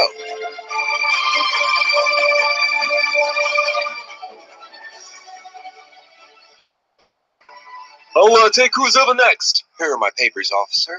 you'll find that I'm pure 100% Bavarian phenotype. Pure 100% Bavarian phenotype? What an honor to meet you. Right this way. Papers? We didn't bring any papers. Are we still going to be able to get in? Oh, well, that's fine, guys. I can actually do a sample right here. I guess I want to find some of that'll be a video or a stream one day. We'll just watch like some of the clips of like Murdoch I can find and do a little commentary on them. But just to kind of give you an idea of like the kind of like more art medium that they work in, is very lo-fi. You know, I imagine that they're doing this themselves, and they're basically three characters: Dr. Murdoch, Dr. Murdoch, and the girl is Murdoch Chan. And I just caught something I never caught before. So when you get to a lot of the alt-right discussions about, there's like, the Aryan, I think Ramsey Paul has a video about this, the Ramsey Paul, white women in wheat fields. Let's start white women wheat. I bet we'll get it. Come on. Oh, here somewhere. It's like this basic alt-right meme, like, maybe it's a little too nuanced, or you have to explain. Maybe that'll be like a video we'll do. So I'll start doing a channel where we just like, I just pick like certain like alt-right memes and like jokes and things to like discuss and pull apart. Maybe it's a little too much to like explain. Anyway, she has red hair and brown eyes. Like she's laying there on the couch. Fuck you, niggers. I'm getting out of here. I guess I put an age restriction in my video. It's gonna sneak up on me. So yeah, so they the whole joke about like it's not even a joke. Like some people legit mean this. Like if you're like blonde and blue-eyed, you're 100% Bavarian phenotype. That's awesome. If you got red hair, you're a potato nigger.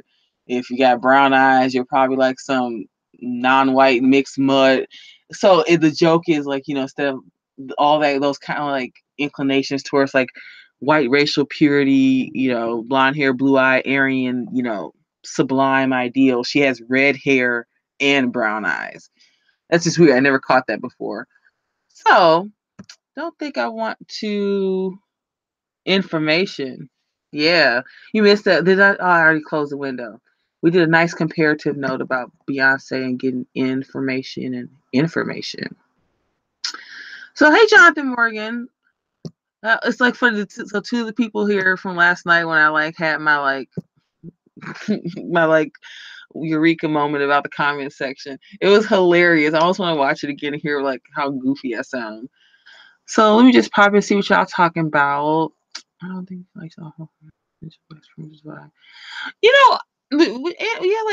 that's one thing with Annex. I think that's one thing that she brings to the table that's interesting, because she said I've had that kind of impression about some things she said, and I remember thinking, considering,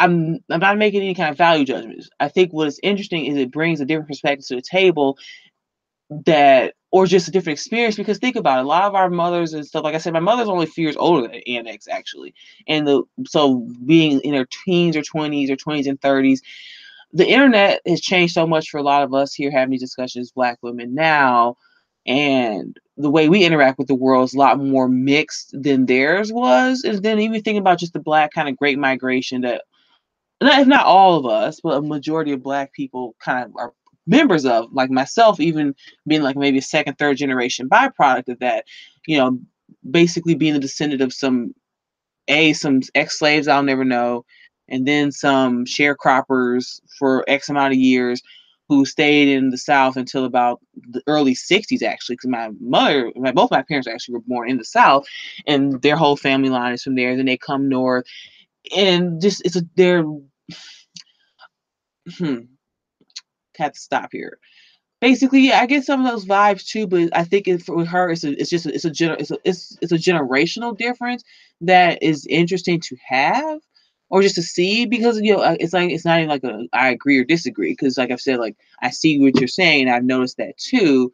I just wonder. I think it adds something else to this discussion just because I just find it funny because, she's like my mother's age group, and she's kind of reminds me of her in that way, like some of their feelings about maybe whites versus blacks. And I don't know.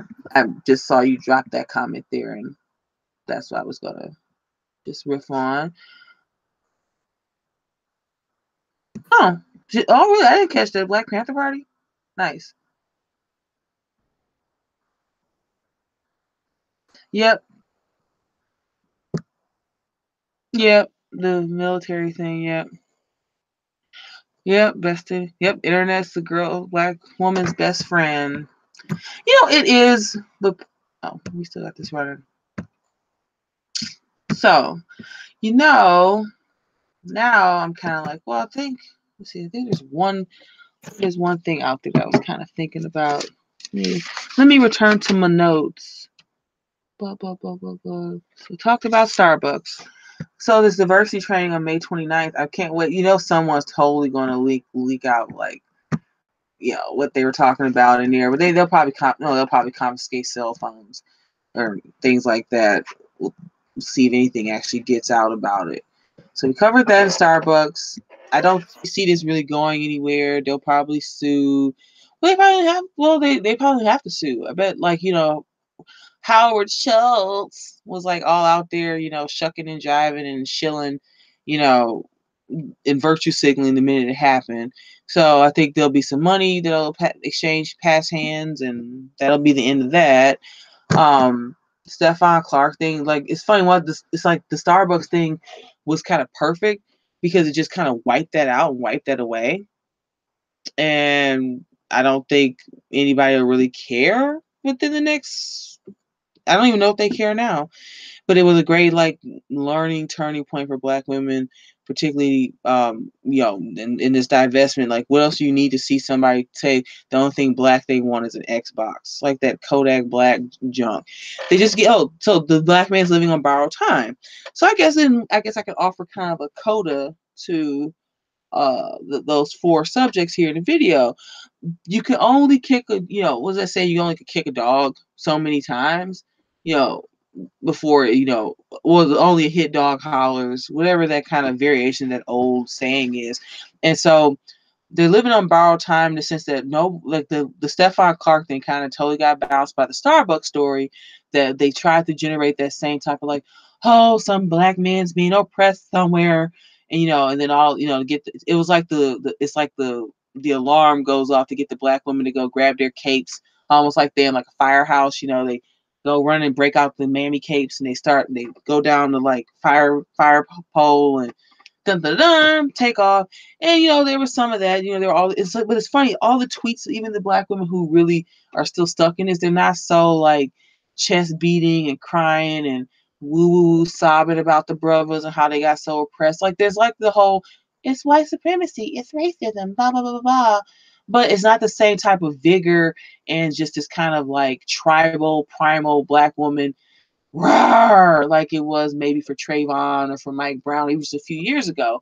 I think if you really, it's almost the situation if you put your ear to a shell on a seashell, or you just quietly listen and just kind of you hear the getting quieter because it's probably more Black women divesting. And beyond that, this is something I wanted to mention for a while, and I haven't really thought of a way to say this.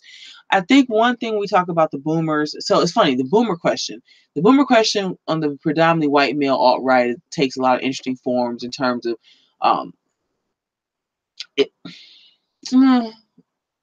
their questions about their boomer parents and grandparents, the choices they made, that led to a lot of the cultural changes that they're now living in today. Ooh, that's something I could pull up. So I'll finish that thought while I'm thinking about this. So, on the Black side of the question, the boomer question about Black boomers, all of your Black parents and grandparents, they marched around with the king. They all got all the government jobs back when the getting was good. When the manufacturing jobs left, a lot of the kind of post-World War II managerial class rises and allows a lot of Black people, just basically moving up north to find themselves in these types of jobs or employment. And so we're even seeing the difference as Black millennials and Xers and beyond. Funnily, Yvette Carnell talks about that quite a bit. It's like with Cynthia Sinji and Chrissy, Yvette Carnell, like I didn't know who she was until Kendall posted that video. It was after the New York Times article. She came out with her cape. It's so funny. She's this lesbian. She appears to be biracial. And but it's like I'm thinking this is gonna be very crass. But I'm like, this damn dyke is dick riding these black men. I didn't know lesbians rode dick like that because the way she came out with her cape after that article, oh my god, I'm just gonna play that video again because this black man basically got on her call-in show talking about it's like back in the day Massa used to put on blinders and make the black man watch or he raped his wives and daughters. And I'm just like, ugh, like this pain porn goofiness. Like there's something really wrong with black people sometime in their abstract thinking. I should pull that article again and do something on that one day. Again, I already did a video on it. What was I talking about? Damn it. I should have went on a stupid tangent again. I was going to get boomers. But let's see. Maybe I can find somebody on Twitter that does that. Who's that boomer? I wonder what happened. That was like the best. That was like boomer nationalism. He probably is taking a break. This is like This is like one of the best Twitter profiles. It's so like cliche. It's obviously somebody probably our age, or my age making these, but oh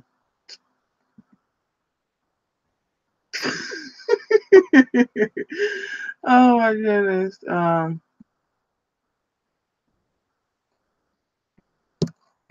Wait, what?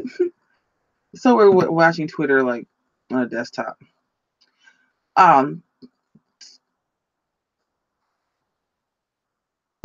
Wait, I just keep doing things that I want to do. Always 4 moves ahead. Okay.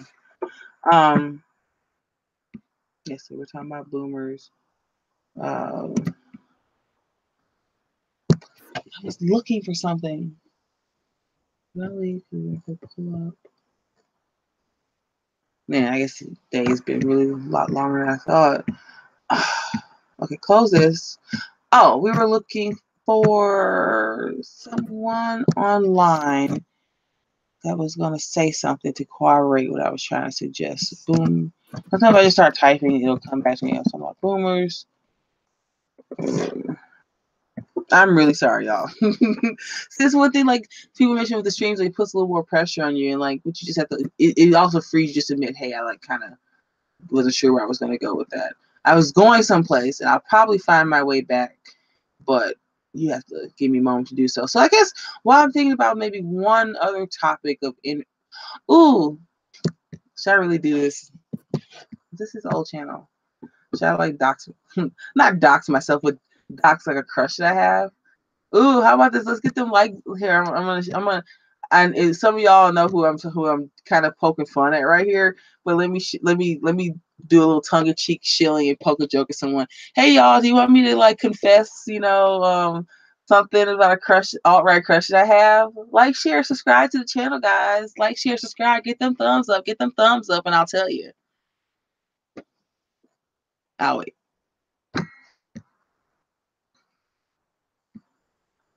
I'll read some comments while I decide if I want to do that or not.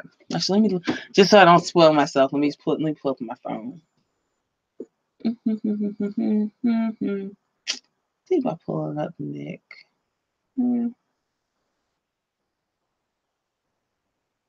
Ooh, I gotta watch the 12 Dreams full video. Bill Cosby guilty. The lesson white women teach black men.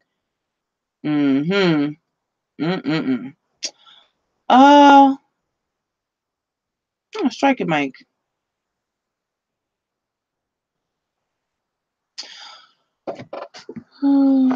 Anyone want to hear my like confessions? Stop shilling. And I believe your church religion flipping cheerleaders.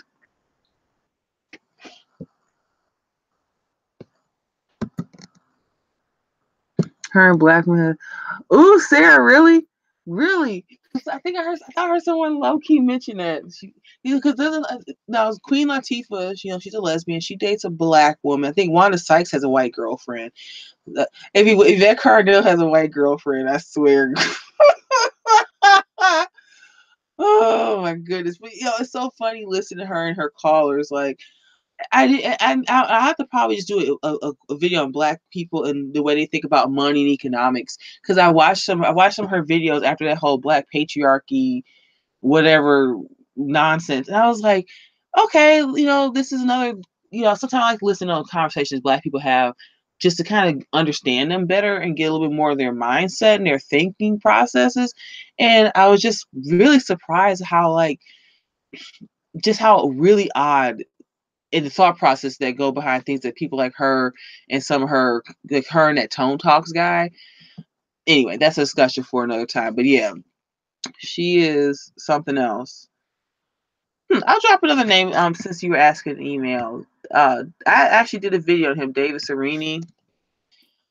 I'll just kind of do David Serini / Matt Forney. They both have channels here. I just recently subscribed to Matt as well. Because Davis usually live streams on Thursdays and Sundays. They're kind of more from the Manosphere Gamergate side of things. They've been around for a bit. They'll come up in the same circles as the alt-right, but since that's such a broad circle, Argent Templar. Yeah, I don't watch enough of his videos, but maybe so somebody will look at, I'm subscribed to him, but I know I'm spelling Templar wrong. Black girls try to get a black city, try to figure out what's going on in the wider world.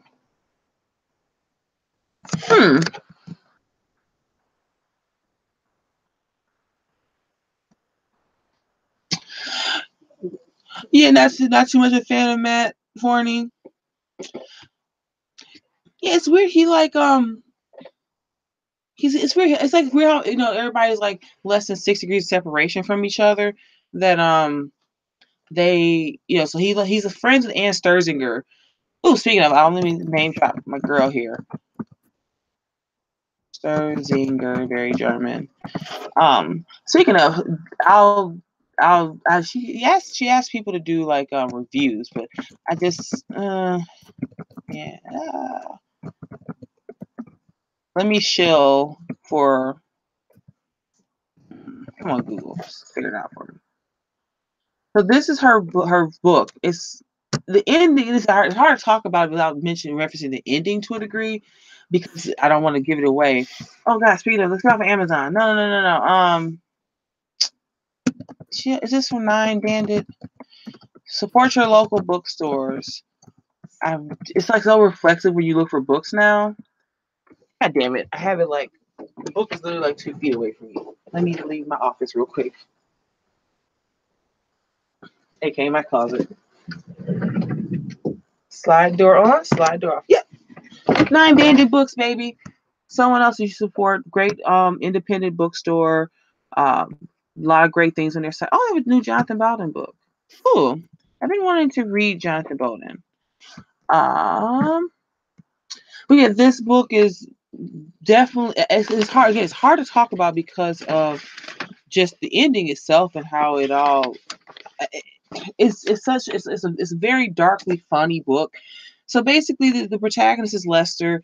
This guy was in a punk band in Chicago, and just kind of grew up kind of very poor, lower middle class. And so the story starts with him, his wife, and his young son living in like Southern Illinois. He's teaching at this university. Oh my God, Peter Soto's too. Another person do. I think they sold out of mine. They sold out of Selfish Little. They do have Selfish Little. So here, I think I'm gonna have to do a video on Peter Soto's because I've always wanted to talk about him. Again, I can tell you guys, any new people here now, you can all chat and stuff.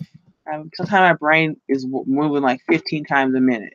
So this is the Latin term word is novuscum, but it just means nowhere. A fabulous book. Because again, I can't really tell you without spoiling the ending to itself, but it's highly recommended. I'm thinking maybe also start generating more interest on this channel, and maybe I'll do like a giveaway or do some kind of like fun little things like that. Now that I'm looking at this, I'm like, I think one of the best reviews here. Blah, blah, blah. Yeah, I love this review. Let me see. Actually, I have the book right here because I think that's the right one. Oh, that is the one. It's like we good reviews or just reviews that like really make you go, wow. If I had a voice in the fawning, compliant corporate media, I advise readers everywhere to defenestrate Jonathan Franzen's Freedom or whatever other mass-marketed, safe, suburban, faux edgy book they're reading right now and snap up a copy of Nova Scum instead. Not because I think all of those readers would truly enjoy what this novel has to offer, because I secretly relish the thought of them hurting their little white bread minds on this book's razor-sharp edges. And I think that review into itself says it all about this book. Definitely recommend it. It would not be money wasted. It's a really interesting. It's a woman writing, a very male protagonist, and that was the other best thing note on this book. The kind of book that sexists of all genders like to claim women don't write or read, and that's so true with Ann Sturzinger if you're familiar with her work. Last little hookup here in the comment section. She's one of the 3 hosts of Savage Hippie. It's on David Cole's channel now. They have their own YouTube. They have it on YouTube when Edwin, their other co-host, was running it. But this is probably one of the best. Here I'll put my favorite YouTube podcast. I'm gonna have to do a video on them one day because they're awesome. So anyway, do you ever feel weird talking about race real stuff around other Black people? Herman's head. Yeah. Well, I guess somebody. I almost guarantee someone has to have clips, online.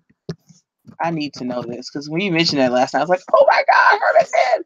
Oh, I just saw it. Oh my God!" I just, it's like those really early memories you have of being a kid. Oh hell yeah, baby! All right, fuck it, y'all. Fuck y'all. I'm watching Herman's head. Shut up. Just kidding. Yay! Oh my God, people have uploaded all the old ones. These are actually full-length clips. This is Herman Brooks. Herman is just like the rest of us. Every day he has to make all kinds of decisions. Yardley Smith, yeah. What to wear, whom to date, and when to panic. Now, these decisions should be easy, but if you take a look inside Herman's head, you'll see why he sometimes has trouble making up his mind. I'm Herman's intellect. Without me, he couldn't hold his job, pay his rent, or tie his shoes. I'm Herman's sensitivity. Without me, he wouldn't feel tenderness, honesty, or love. The good things in life. Oh my God, what is her name? I remember her. Herman's anxiety, and I keep him out of trouble. And believe me, there's trouble everywhere. I'm Herman's lust. Without me, he'd miss out on all the good stuff. Fun, food. Is that Artie Lang? Sometimes they agree. Usually they don't. But this struggle is going on inside all of us. Oh my God. And it's all going on inside Herman's head. Oh my goodness. Thank you again for name dropping that email. Takes me back to the early 90s, yo. Do I feel weird talking about racial stuff around the I don't know if it was directed towards me or not, but I'll just jump in and talk about that too. Yeah. We are a few years ahead of the curve. We're ahead of the curve a few years, I think. It will take a while for others to wake up. Yeah, it's weird how the amount of Black people I really interact with is more like a professional setting, and with family, it's weird because anybody familiar with the show The Boondocks, that the very first episode of season 1, where isn't the trial of R. Kelly the first? No, the Garden Party is the first episode, the very first episode of the first season, but the second episode is the trial of R. Kelly, I think, and it opens up with Huey saying, "Niggas is crazy." Now, niggas usually don't talk. Now, Black people usually don't like talking about crazy niggas because white people might be listening, but I fear the truth is out. And that's this little throwaway. And it's so funny because a lot of things about race realism are just things that Black people actually already know. There's a video I did about a comment that someone left on Kendall St. Charles' video where the commenter said to a certain effect, a lot of what the Black man in particular, but I would extrapolate that to Black people in general, perceive as racism from the white man is really just them noticing. It's like for instance, when the JQ Jewish question comes up in alt-right a lot, one of the arguments that a lot of people present as well, that the cry or the accusation of anti-Semitism is just you trying to is you just making up, calling it as a crime of noticing. So I would almost kind of move it over to the Black people race realism discussion and say that it's just a crime of white people noticing Black people's dysfunction. No, but the thing is, obviously, as Black women like myself and those that I kind of associate with here online, that we're kind of pointing out is that it's just a crime of noticing. You're just noticing like our bad behavior. But the problem is, especially with Black women, why like I think I finally felt compelled to start making videos and trying to reach out and do some things, is just to say, this has to stop, because the crime of not noticing the Black man in particular, even though like the subject of this stream tonight, people are noticing and they're getting a little bit more fed up. But the thing with the Kanye thing was so funny because, again, like people, because I left a comment to someone on Facebook. I'm like, Diamond and Silk kind of get clowned, and I get why they're kind of doing a shtick, the whole neck rolling Black women. We love Trump and it's funny because they're kind of cringy. They're really cringy actually, but it's I would just have to do like a little mini dissertation just on Diamond and Silk to explain myself properly, and not gonna do that now. But like, other than the whole Candace Owens thing, how she blew up, but someone like Tree of Logic, who I have to part ways with on a lot of things, but I did actually have a video about her and Halsey on this channel because it's funny, they're these Black conservatives. She's a Black conservative, and it's just this whole scene with some of these people. I think that's got to be a video. Black normie conservatives and this whole base Black person in Trump hat syndrome. But it really only benefits Black men when there's a couple of really cute, fit Black women on Twitter who have been very pro-Trump this whole time, but they don't really get a lot of the attention.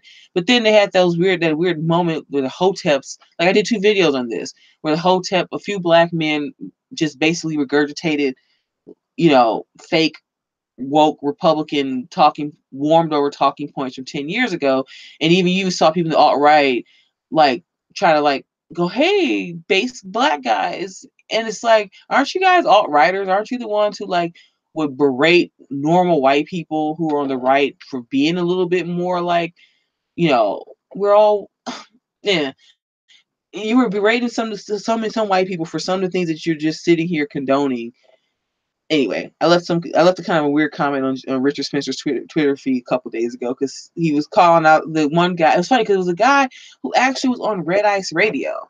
Speaking of, you guys want another? I don't watch a lot of Red Ice Radio, to be honest, unless it's someone I really want to hear them interview. Like Jim Goat was on there, Jared Taylor's been on there, Ricardo Duchence, if I'm saying his last name wrong, he's just writer, author, and he's done some work that I'm interested in. But they're like a nice little hub of stuff. But anyway, we're living great times. Just watch just about anything that's been recorded. I know, it's great. I'm a favorite white. I almost said my favorite whitey podcast, but YouTube. You can get me come out of the closet. Oh, wink, wink. Email. Remember, I keep posting the Black community main problem is denial. Yes. No, there's nature how expressed it. The training can come from Black people who are eternally at peace. So that just to an outsider, they just want to protect their structure, which makes sense. Black folks care about their image, but like attention. Yeah, those sentiments that both of you, Ann and Jonathan, are expressing, I can definitely see what you both are suggesting. I just don't really know. I don't know. I really don't know how to riff on that. This is what I want to say, but I can't really formalize it the way I would like to. But did anybody forget? Like, okay, I don't know. Where do I get to see if somebody's like liking or putting a thumbs up? Like, why am I like doing this weird shilling? I'm like such a shill right now. That's a lot of this world is now. Everybody's shilling. Look at all those damn all these like live people right now in these live streams. Like are you guys familiar with the whole Andy Worski, JF? The whole internet blood sports that have been going on for like the past, probably past 3 or 4 months now. Anyone? Oh, that's what I was looking for. Highest energy. Oh, I know what I'll play. They won't they won't copyright cock block me if I play this. Let's see.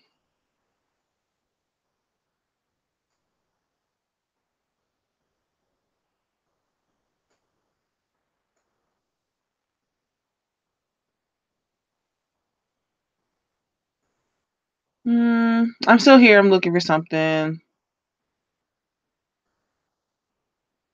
Oh, here he is wearing his shirt again. Come on. Like, I asked this question like 5 minutes ago. Somebody has to want to know the answer to this. Oh, it's more Vivaldi. Okay. Yeah, it's. There's been so many people involved, and it's been going on for like months now. A lot of people, like sometimes I'll just see a search, and these things are like hours long for some people. I don't know how they do it. And some of these like people who are probably gaming, so then they're in and out of this stuff. So for instance, this is probably one of the bigger ones. This was Richard Spencer. Oh, this one was huge because this is like one of the first ones to really start. I thought you'd like that, Millennial Woes. I thought you'd love that. Look at the stats. Almost 500,000 views. Worksy has almost about 300,000 subscribers. For you to come back on, you maybe on a future debate. I saw that you people gathering into such a state, they could do the same thing. What fundamentally makes your Hammer, by the way, I guess, more stable? talking.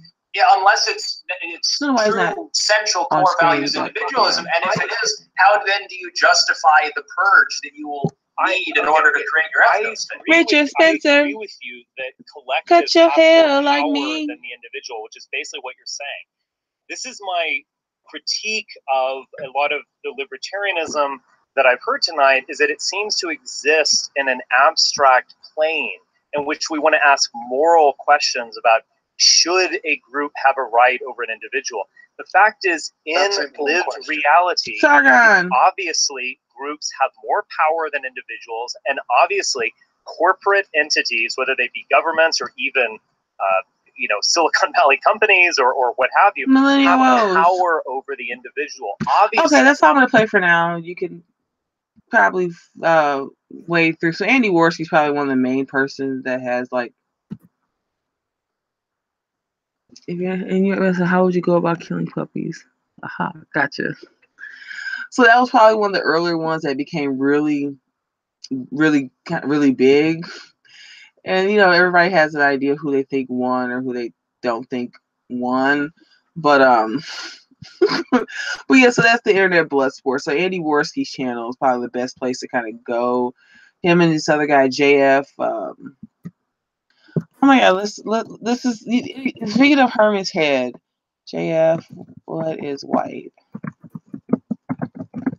I can't spell his French last name. I don't know. This must have been some riff discussion that they were having, but everybody will recognize the song. We're finally gonna have an answer to what is what. What is what? Baby, don't hurt me. Don't hurt me no more. What is what? Baby, don't hurt me. Don't hurt me no more. What is what? At Warsky Live, we will create an environment where you can intellectually flourish. What is what? Baby, don't hurt me. Don't hurt me no more. What is what? Baby, don't hurt me. Don't hurt me no more. Oh my god, they still have this book. Baby, I'm so gonna buy this. Don't hurt me no more. What is what? Okay. So you know what I'm thinking? Like I said, like maybe like 20 minutes ago. I need to like think of one other thing that is burning question, and then I'll leave it up to you folks. Oh, that's what I was gonna do. I was gonna play one more song for you guys. I'm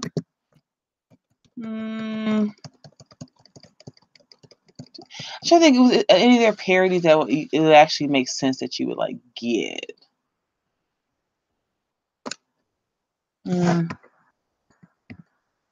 No, I can't. I don't know if anybody would get the reference.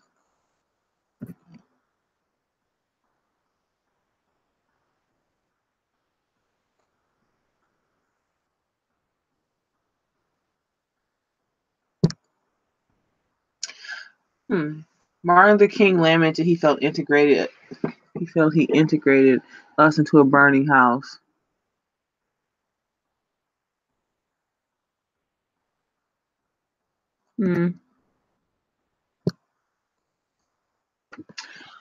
So I guess I don't know what time it is for you other folks out here, but it's about 1 o'clock for me. So is there anything in particular, any questions, anything I can kind of, talk about for maybe like a minute or two and wind down, or you want to hear some more random music or some goofy clip of something I can pull up for you guys? Anything at all? Hear a little more music, some music. See about playing like a parody song for you guys, but I don't really know if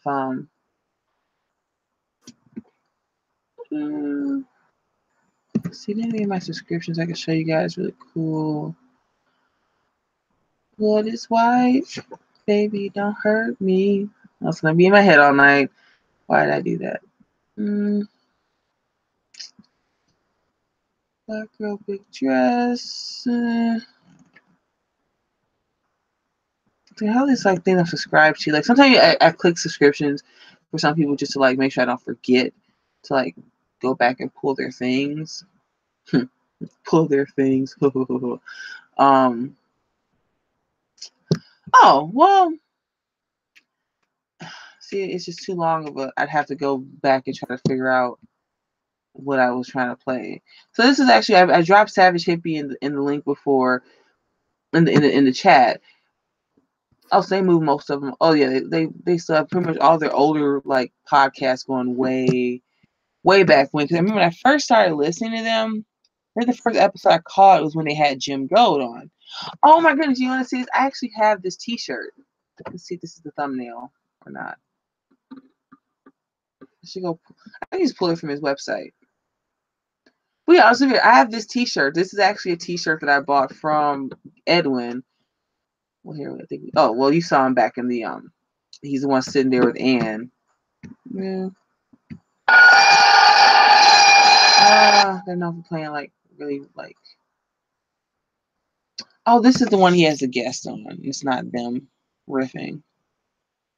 Anyway, so yeah, I love that. Actually, where is it? It's looking. I was like, it's up here above me in the closet. But no, it's someplace else. I'm watching Hunter's Head. Cannot believe that they have like full episodes that are uploaded. It's gonna be awesome. Bringing it back, guys. Bringing it back. Oh yeah, and I want to watch it. I want to listen to the rest of that video before I go down for the night.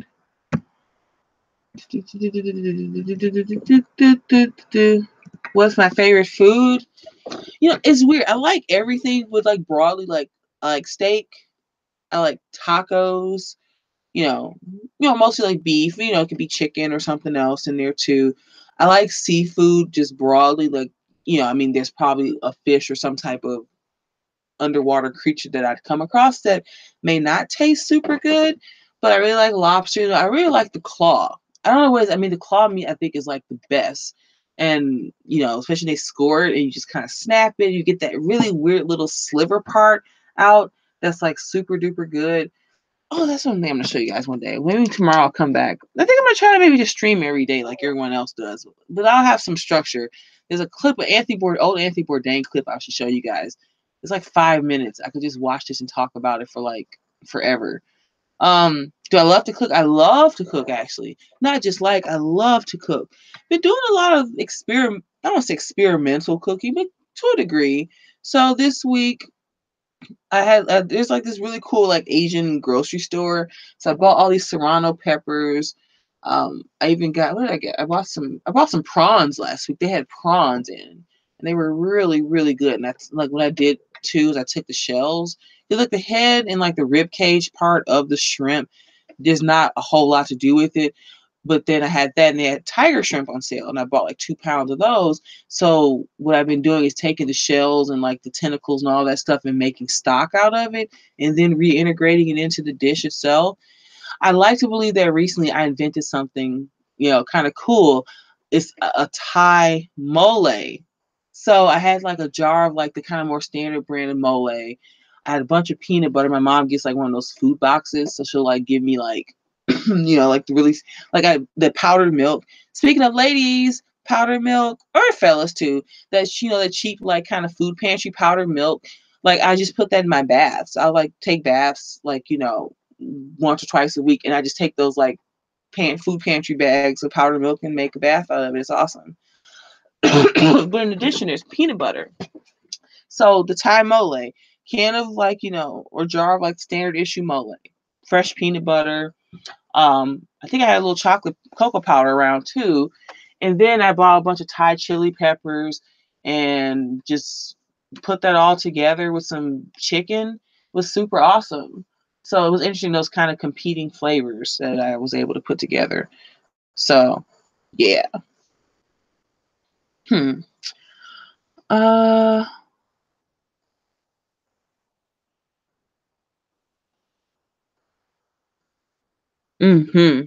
Claw is awesome. Oh, good. What do you like to cook?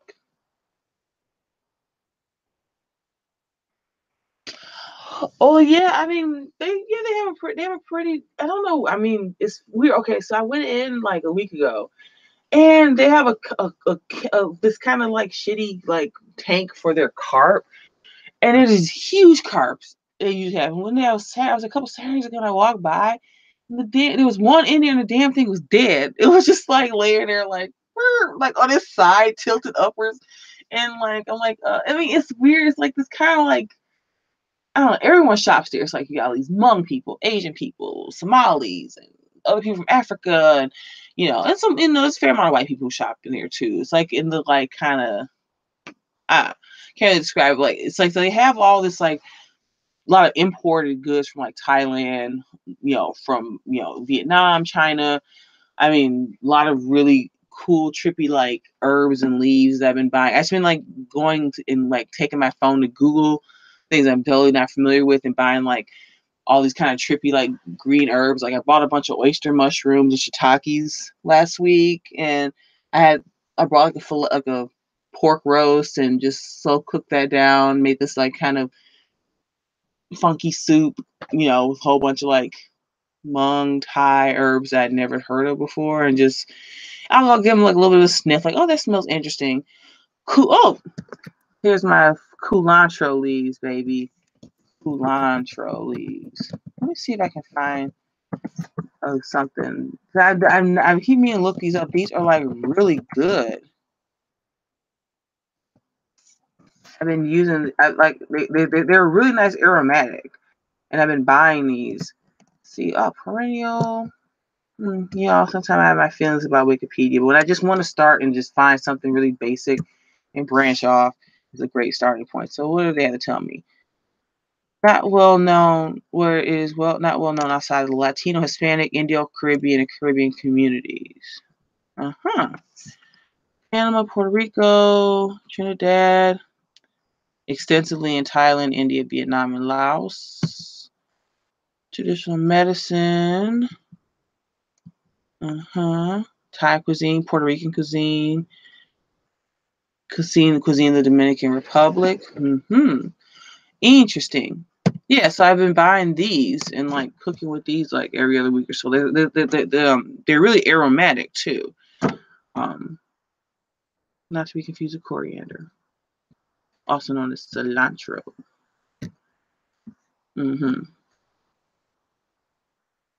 Yeah, fresh and in season is the best.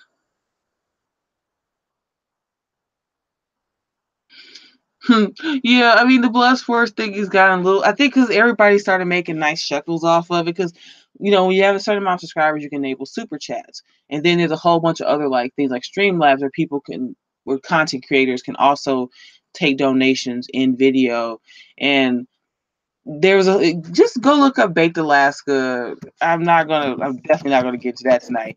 He's like Baked. Well, here's a little alt-right internet blood source tangential story for you, Jonathan. So Baked Alaska, if you're familiar with Milo Yiannopoulos, he's like the gay, half Jewish, half Catholic, British dude during the whole. He kind of made a name for himself during Gamergate.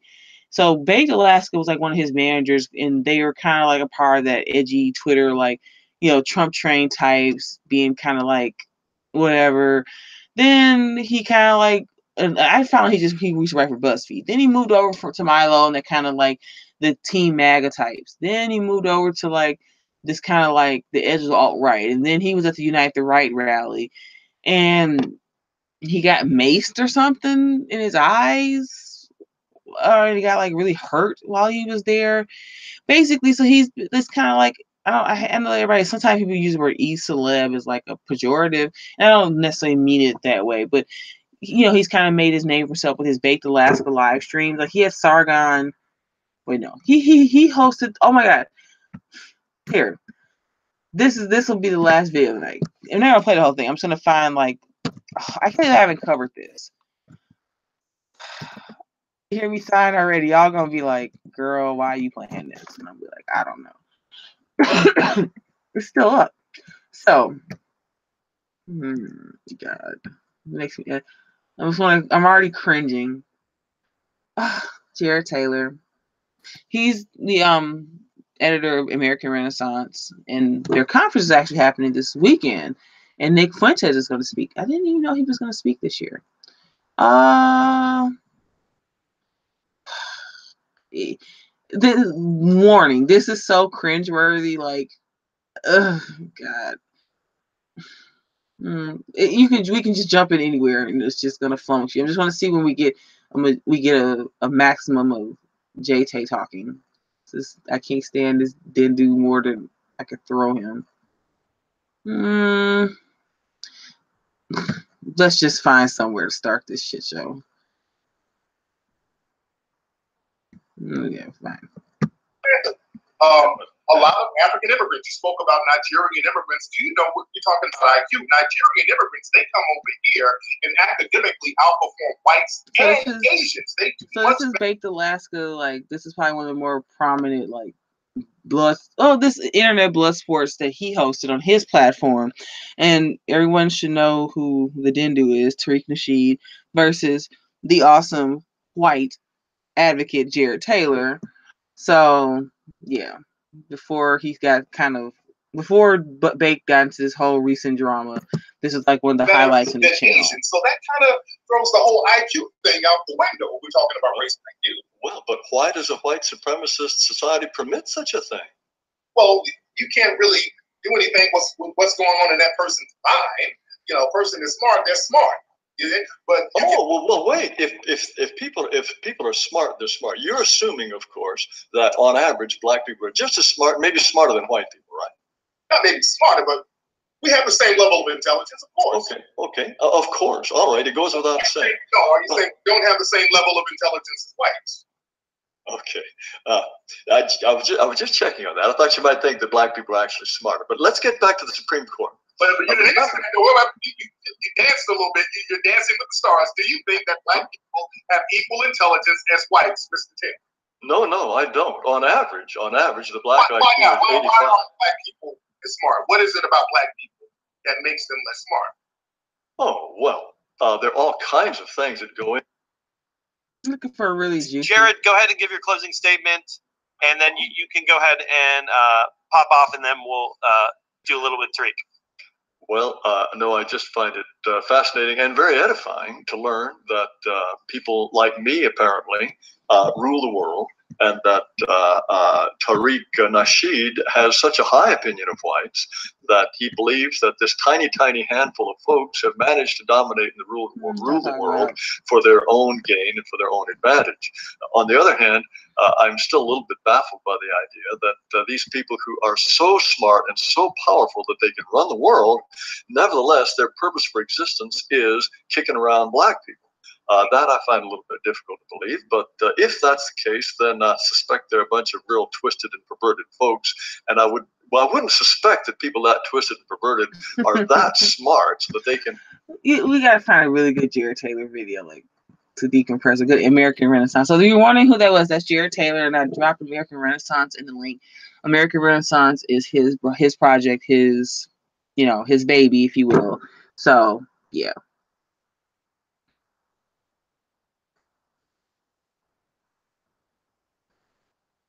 Yeah, Tariq Nasheed, Tariq, make sure you marry a biracial with a white mama, Nasheed. And it's so, but it's a funny thing is I had to think about it from this perspective, because Jared also went on a Tommy Sotomayor stream, and it's funny. I was thinking, like, because I was like, well, gosh darn it, like, but this is good, because I think the average Black woman, especially people who aren't, maybe who don't even have, they're definitely not race realists. They're very much a part of the whole it's white supremacy, the kind of like Sinji type school Black woman. So you have to kind of then have maybe in their head the wheels start turning. Why is like one of my Black Kangs having a discussion with this evil neo-Nazi white supremacist like Jared Taylor? And so it's a good thing for them to see these. Like, I cringe out of my seat because Tariq Nasheed annoys the shit out of me, like most of these He-Man Black Woman Hater Club idiots. But again, I'm starting to see now in my level of growth and knowledge here that, like, some things even they serve a purpose. So I don't know. So folks, this let's see.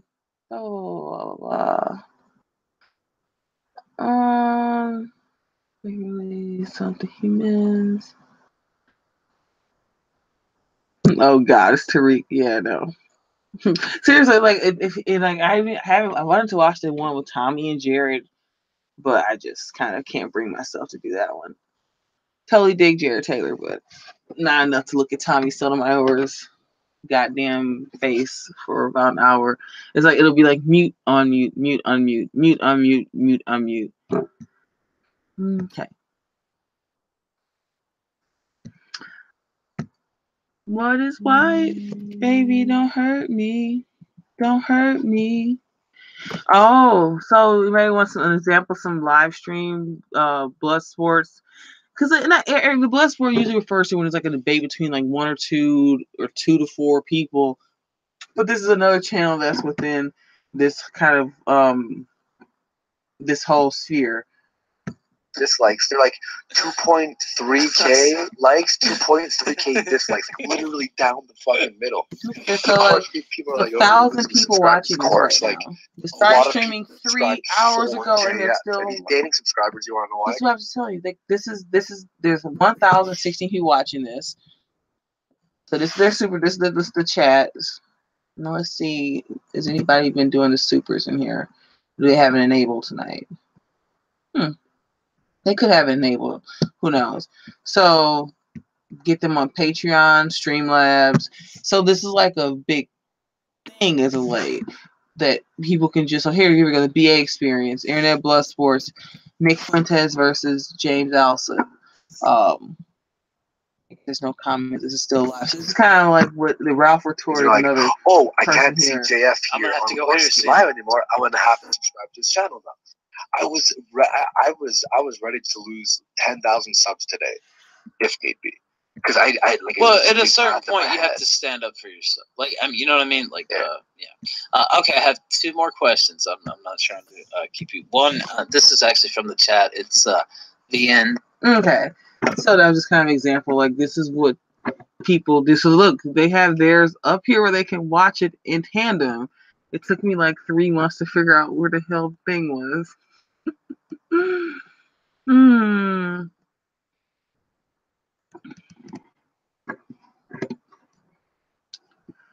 So, any last requests for my other late? Well, I guess it's technically early Friday. Anything else that you guys want to? Oh, I forgot to go back and finish watching that. Oh, I mean, this is Frame Game. He's like, he's kind of like one of the Jews, kind of like that's out here. Like when I mentioned Luke Ford, Frame Game has been on his channel a bit, like Halsey and a couple of other guys. Like this is one of his video about the whole Starbucks incident. And somebody just recommended it to me today, and I haven't got around to watching it just yet. So, yeah. No more bus sports. Oh, God. Oh, cool catching Jared in shot.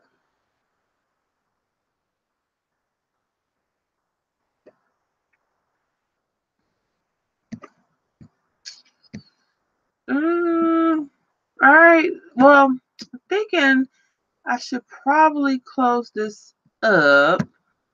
But again, I like now that I know where the comment thing is, I feel like this is a whole new world. A whole new world. Oh, Virgo Sun. Yeah, I'll have to go check out her and 12 Dreams Full. Well, actually, you know, how about this? Why don't we watch this together? Because I was curious. Again, like I said, I haven't gotten to digest too much of the Bill Cosby business. So why don't we watch a little bit of this together with of 12 Dreams Full's video, and I'll just kind of be watching the Bill Cosby vids. I bet other women in these air circles are going to be covering this over the next few days. So internet blood sports will cause the extinction of people kind. Repent. Yeah, you know. Yeah, well, thank you, Jonathan. I mean, Jared's Jared Taylor. Tommy, it's like I had mute, unmute. But I'm glad that even came up again, because again, there's as I think about reviewing videos and just bringing other people that I like and viewpoints that I share or I want to that complement mine. Jared Taylor and American Renaissance definitely fits that category, so I can do that and express that without having to subject myself to Tammy Sotomayor's bullshit. So how about this, folks? I'm gonna watch this 12 Dreams Full video on the whole Cosby affair. It's 5 minutes 33 seconds. Then I'm gonna come back and just see what you guys might be saying in the chat. Have a few good nights, and then wrap it up for now. Today is Friday, so I'll definitely be back with some more. Maybe I think I'll probably just go and schedule a few things out. Maybe I'll try to get in and just do a quick video on maybe Luke Ford or Steve Saylor, Taki's Magazine, things I've been wanting to do for a bit. So watch this. Then I'm going to come back, see if anybody's still here. And yeah. Oh, I've heard of the Hodge twins. Yeah. Yeah. They seem pretty like normal. Yeah. Excuse me, the biracial twins. Yeah. Yeah, they are. Yeah, they get a lot of hits. You say you can't stand them, and it's weird because I've never watched any of their things. But it's weird because now even black biracial men, after the discussions that you and I and other black women around these circles have had, I just because I don't want to. It's just even then like the whole Kanye Trump thing, like all these random base black guys with their base black guy Trump hats on. Like there's a lot of things that just most black men's opinions or outlooks on things, unless I'm critiquing it or using it to some advantage that I have for my own, creative production here, I'm just not particularly interested in. I don't particularly care. So, but yeah, my voice is drying up, y'all. So I'm going to put on 12 Dreams Full's video about the whole affair a la Cosby. And I'm going to come back and see if there's any questions. And then I'm going to say goodnight. So let's watch.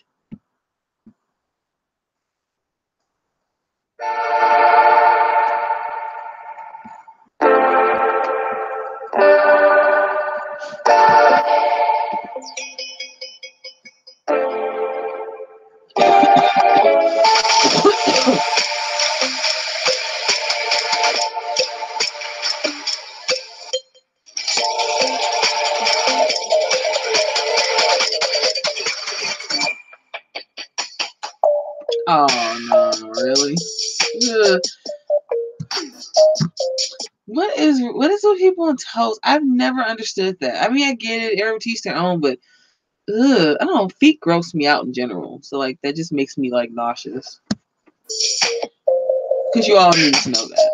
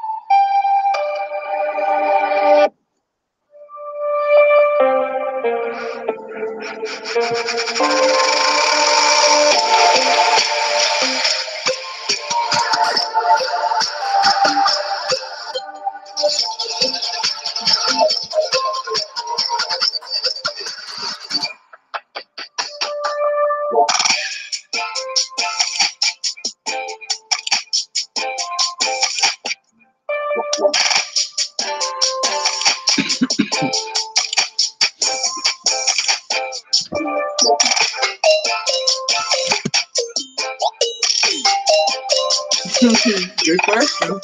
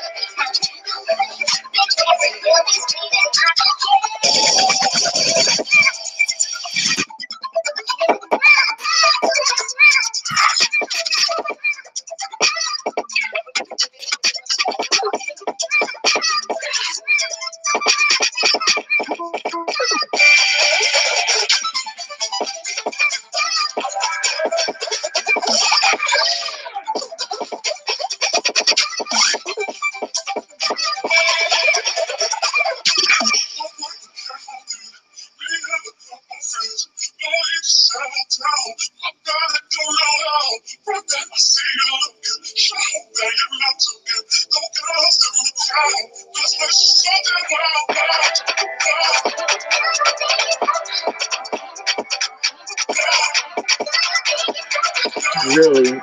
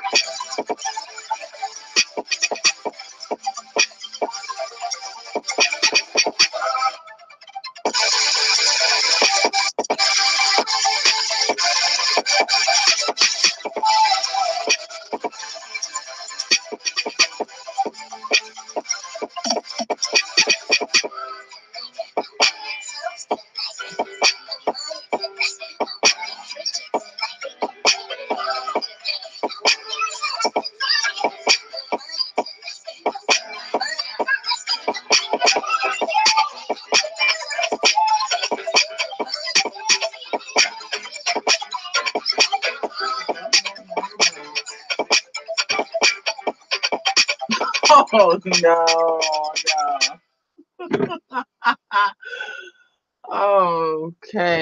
Oh wow, that meme was everything. Yeah. Well. Okay. Well, interesting. Snow White though. Oh, beautiful. All right, so let's see what's been going on. So I wish I could pull this out and read. I guess I bet some people probably do. They have like an iPad, and then they, read that while they do it. Hash twins. Ooh. Each other.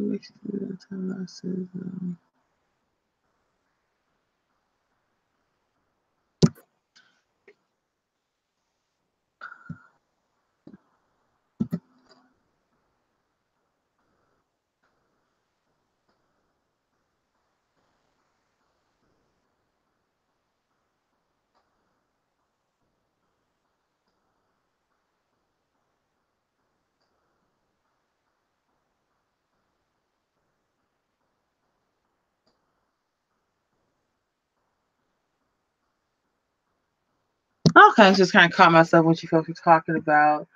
Well, the email is just asking, do I date white guys?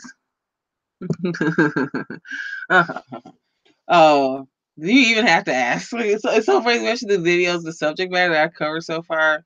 I mean, I'm open to. let me walk that back. In the words of Crystal Harrison, I believe in choosing character over color. That's the long and short. That should be the long and short answer. Damn it, when you're doing things live, you don't get to make any erases.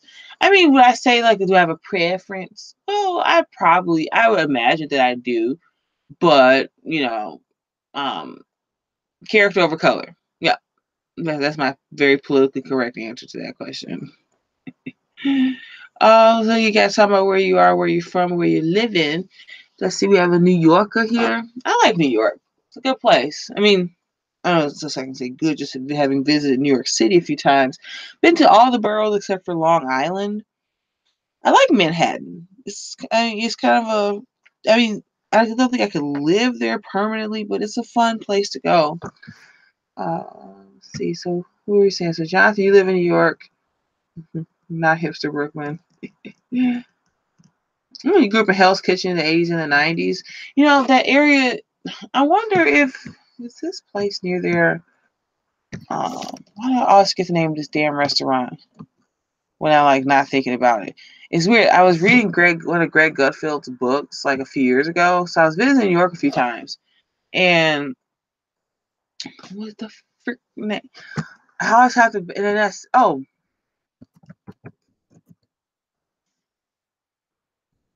Rogans.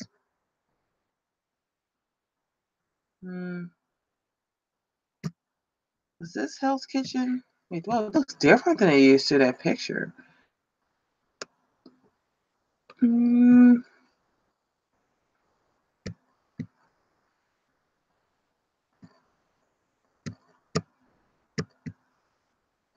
Let's zoom into New York City. Oh yeah, New York City's fun. I had some good times there. It was a fun, and it was always like on kind of like a day. It's like more Tribeca. I don't know. It's like City Hall. Wait, no, Hell's Kitchen is north. It's like closer to like look at me trying to guess it. Lower Manhattan, NoHo, Greenwich, Kips, Korea, Murray, Midtown. Midtown's like a funky little like area. Like the last 2 times I visited. Oh, I was completely out of my element there. Okay. Yeah, so that's Hell's Kitchen. Just a little bit south of Central Park, south and west, right? Yeah. Yeah. I can't wait to visit again. But yeah, that's like I was completely wrong about the neighborhood. So I guess my little anecdote is kind of pointless at this point. Oh my god, I've eaten here. This steakhouse is really good. I'm gonna have to go there and visit there again. It's like they're like famous for like a mutton chop. And I saw Anthony Bourdain do it, and I was like, I'm definitely gonna do this next time I go to New York, man. And I totally did, and it was so worth it. It was so awesome. Aw, I got me thinking about New York City. I hope I get to visit again sometime this year. Maybe I'll go for my birthday or something.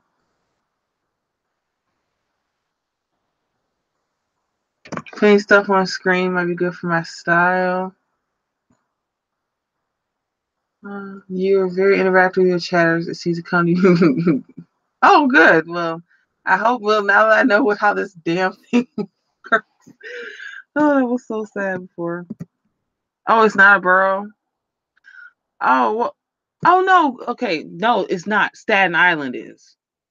Staten Island, Brooklyn, Queens, Bronx, Manhattan. The 5 boroughs of New York City. My bad.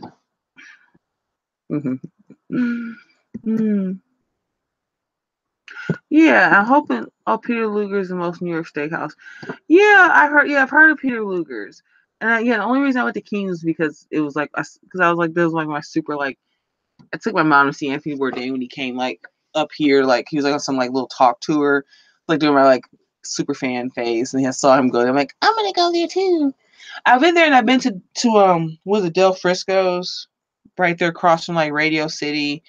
That was really good. They had this really great side dish. It was like king crab gnocchi as one of their steak sides. It was super awesome.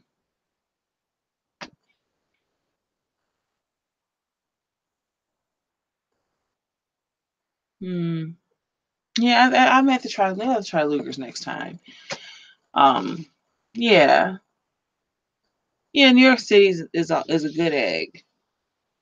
Can't think of next time. I don't think I want to stay near Times Square, Midtown. It's just a little too. I don't know. I mean, I like to spread out a little bit more. And that last few times I haven't left the island, so I didn't get to go over to Brooklyn or even go to Queens. Maybe I'll come back live. Maybe I'll tell like my New York stories. The first time I went was like right after college, and I went and I stayed at the YMCA hostel, the Vanderbilt Y. Because I think people don't really, you think of hostels like in a Rick Steves Europe on PBS type of way, and that's what I was kind of thinking. And plus, I had a membership to the YMCA at the time. I was like, oh, this would be great. I'll like work out while I'm there. Yeah, sure. So I stayed there. How old am I? Oh, I'm totally fine. I'm in my early 30s. I'm between the ages of 30 and 35. That's my nice diplomatic Census Bureau explanation. How about you guys? How old are you two?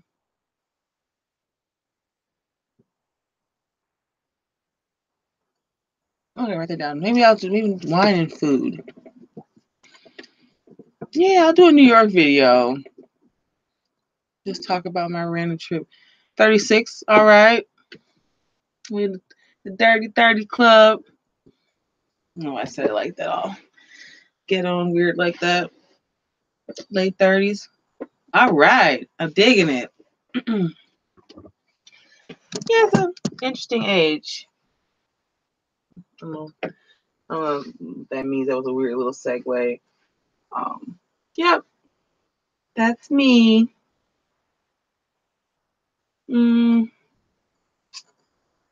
Yeah. Oh, it was so fun. Yeah, I think maybe I should just come back and do a riff on that tomorrow. To try to make a mental schedule. So I guess this is a very this is our kind of trying to gauge I guess go close to wash. All right on. Oh, I'm glad you said that. I was gonna go take them, put them in the dryer like probably an hour ago. Glad you said that. I'm gonna be doing the same thing. Oh, Memphis, Tennessee. Tennessee's cool. I've been through there, and I've been to like right outside of Nashville before. Yeah, I like the South. I like especially how like hilly and kind of mountainy that it gets right down there as you're moving through that area. So beautiful. Never been to Mississippi before. Been to Atlanta once. So Jim Go like talked all about like living like right outside of Atlanta. I'm like, it's supposed to be like the Black Mecca, and I was like, when I heard that Black Mecca, and I was like, oh, well, Don't need to go there or visit there ever. Yeah. Well, this job is just kind of piqued my interest about this laundry business that I was supposed to be engaging in as well. Look, I put it all into wash before I started recording. Now I need to go put those in the dryer. I'm going to make a little list, and I guess what I'm going to have to do is come on back and thank you guys for sticking it out and commenting and all that good stuff. And yeah, I think I'm glad you guys are talking about New York. Let me go stare at this map a little bit longer. I'll make my little, like I tell you about, like I've met one of my favorite musicians. Well, I didn't meet him. We were actually in the same restaurant, and you hear people, oh, New York, don't go walk up to them because they're gonna think you're creepy and weird. And I didn't, but I always regret that now. Or at least should have, since we were at the same restaurant, I should have had bought him him and his girlfriend dessert or something, or send a drink over or something. I can tell you my Greg Gutfeld story. Oh, so it was a preview. So I went to this restaurant for lunch in the middle of the day because Greg Gutfeld wrote one of his books, and he references if it's not this, yeah, it's this place specifically.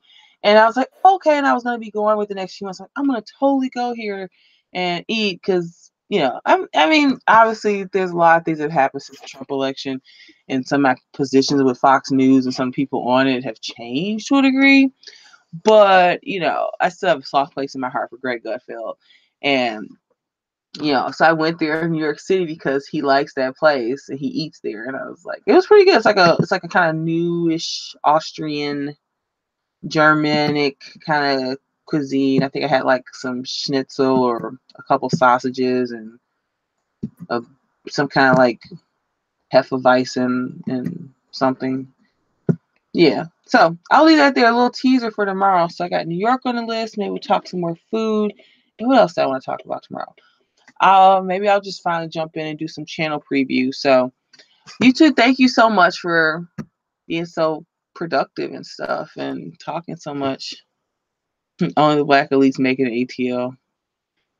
Atlanta is a hot. Yeah. Are you and Kyle cool with staying the general area where you live? I'm debating. I might be getting it. I live in the upper Midwest. So I'm from the Great Lakes region. Because I mean, there's a reason I'm hesitant now because there's some things I do want to talk about that are a little more specific to kind of where I'm at, and I'm not really sure just yet how I'll get there. But I that's what I feel comfortable saying for now.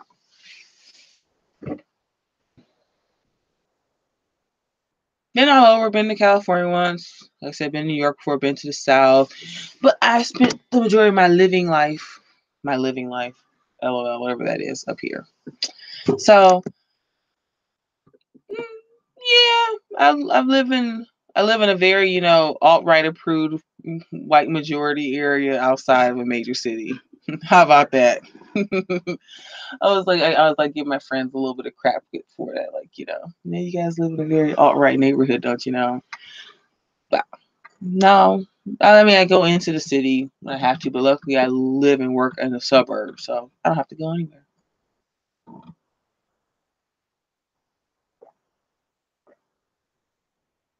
Well done. Well played, my friend.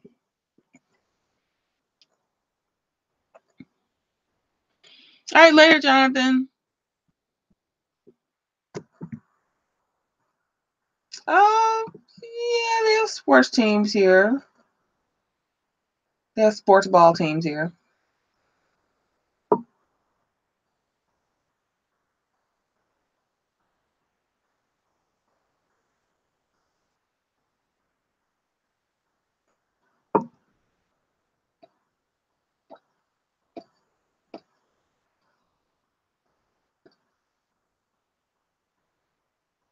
Yeah, no. LOL.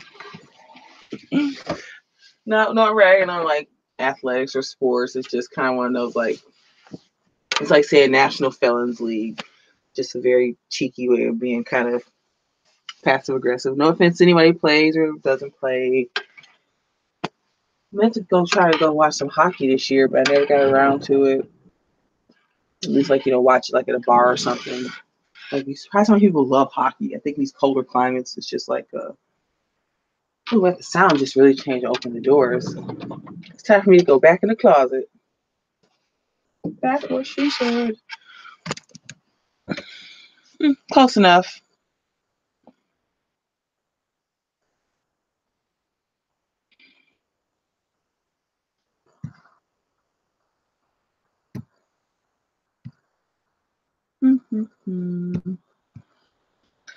So yeah, email. I'm gonna have to let you go too, because I have to like go put these clothes in the dryer. What is that? Dun dun dun dun. Is this like the typing equivalent, like somebody pulling out a butcher knife? Close to the legs. Well, there's 5 of them up here. You know what? Let's see. Superior, Michigan, Ontario, Erie, Superior. God damn it! I always do this. I used to Huron. It's because there's 5 of them. It's like there's 5 boroughs in New York. There's 5 Great Lakes. 5 Golden Rings. Okay, I think I'm getting delirious. I'm getting sleep deprived up in here. So I got one more day of the work week, and I think I got a couple of cool ideas. So yeah, thanks for you and Jonathan starting to talk about New York. That was pretty cool. A lot of sentimental memories, man. Hope I get to go again sometime this year.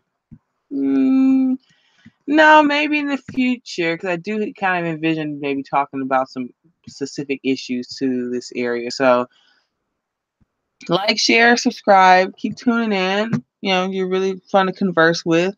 It's been really cool so far meeting you, and God bless y'all who've been probably commenting here for some time, but I never said anything in the damn chat. So yeah, if I guess that you have to say no guesses tonight. Come back for my New York vid. It should be interesting. I can tell you about I can tell you my story about Brooklyn, and I can tell you the first time I saw a rat in the subway, and I screamed, and everybody looked at me like I was some kind of freak. But I don't think people in New York really don't understand how disgusting that is to people who don't live like that. Ugh, the whole no alleys thing is so strange. I get it, it's an old American city, but the trash on the sidewalks, gives me the shakes just thinking about that.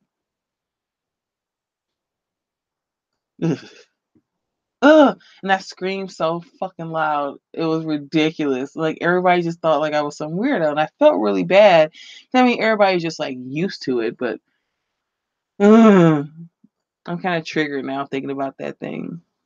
It's so big and fat, and nasty. Like, I barely see mice where I live now. Like, I can't tell you unless I saw a bat or a raccoon. We have raccoons out back though. I don't ever see them, but I hear them at night.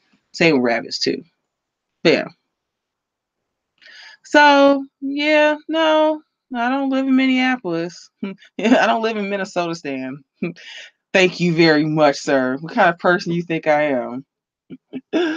Seriously, email. It's been real. Come back tomorrow. Seriously, you and Jonathan both, or anyone else is interested too. I think maybe it'll be like Michael Savage. He does like those stories from his childhood that are really cool.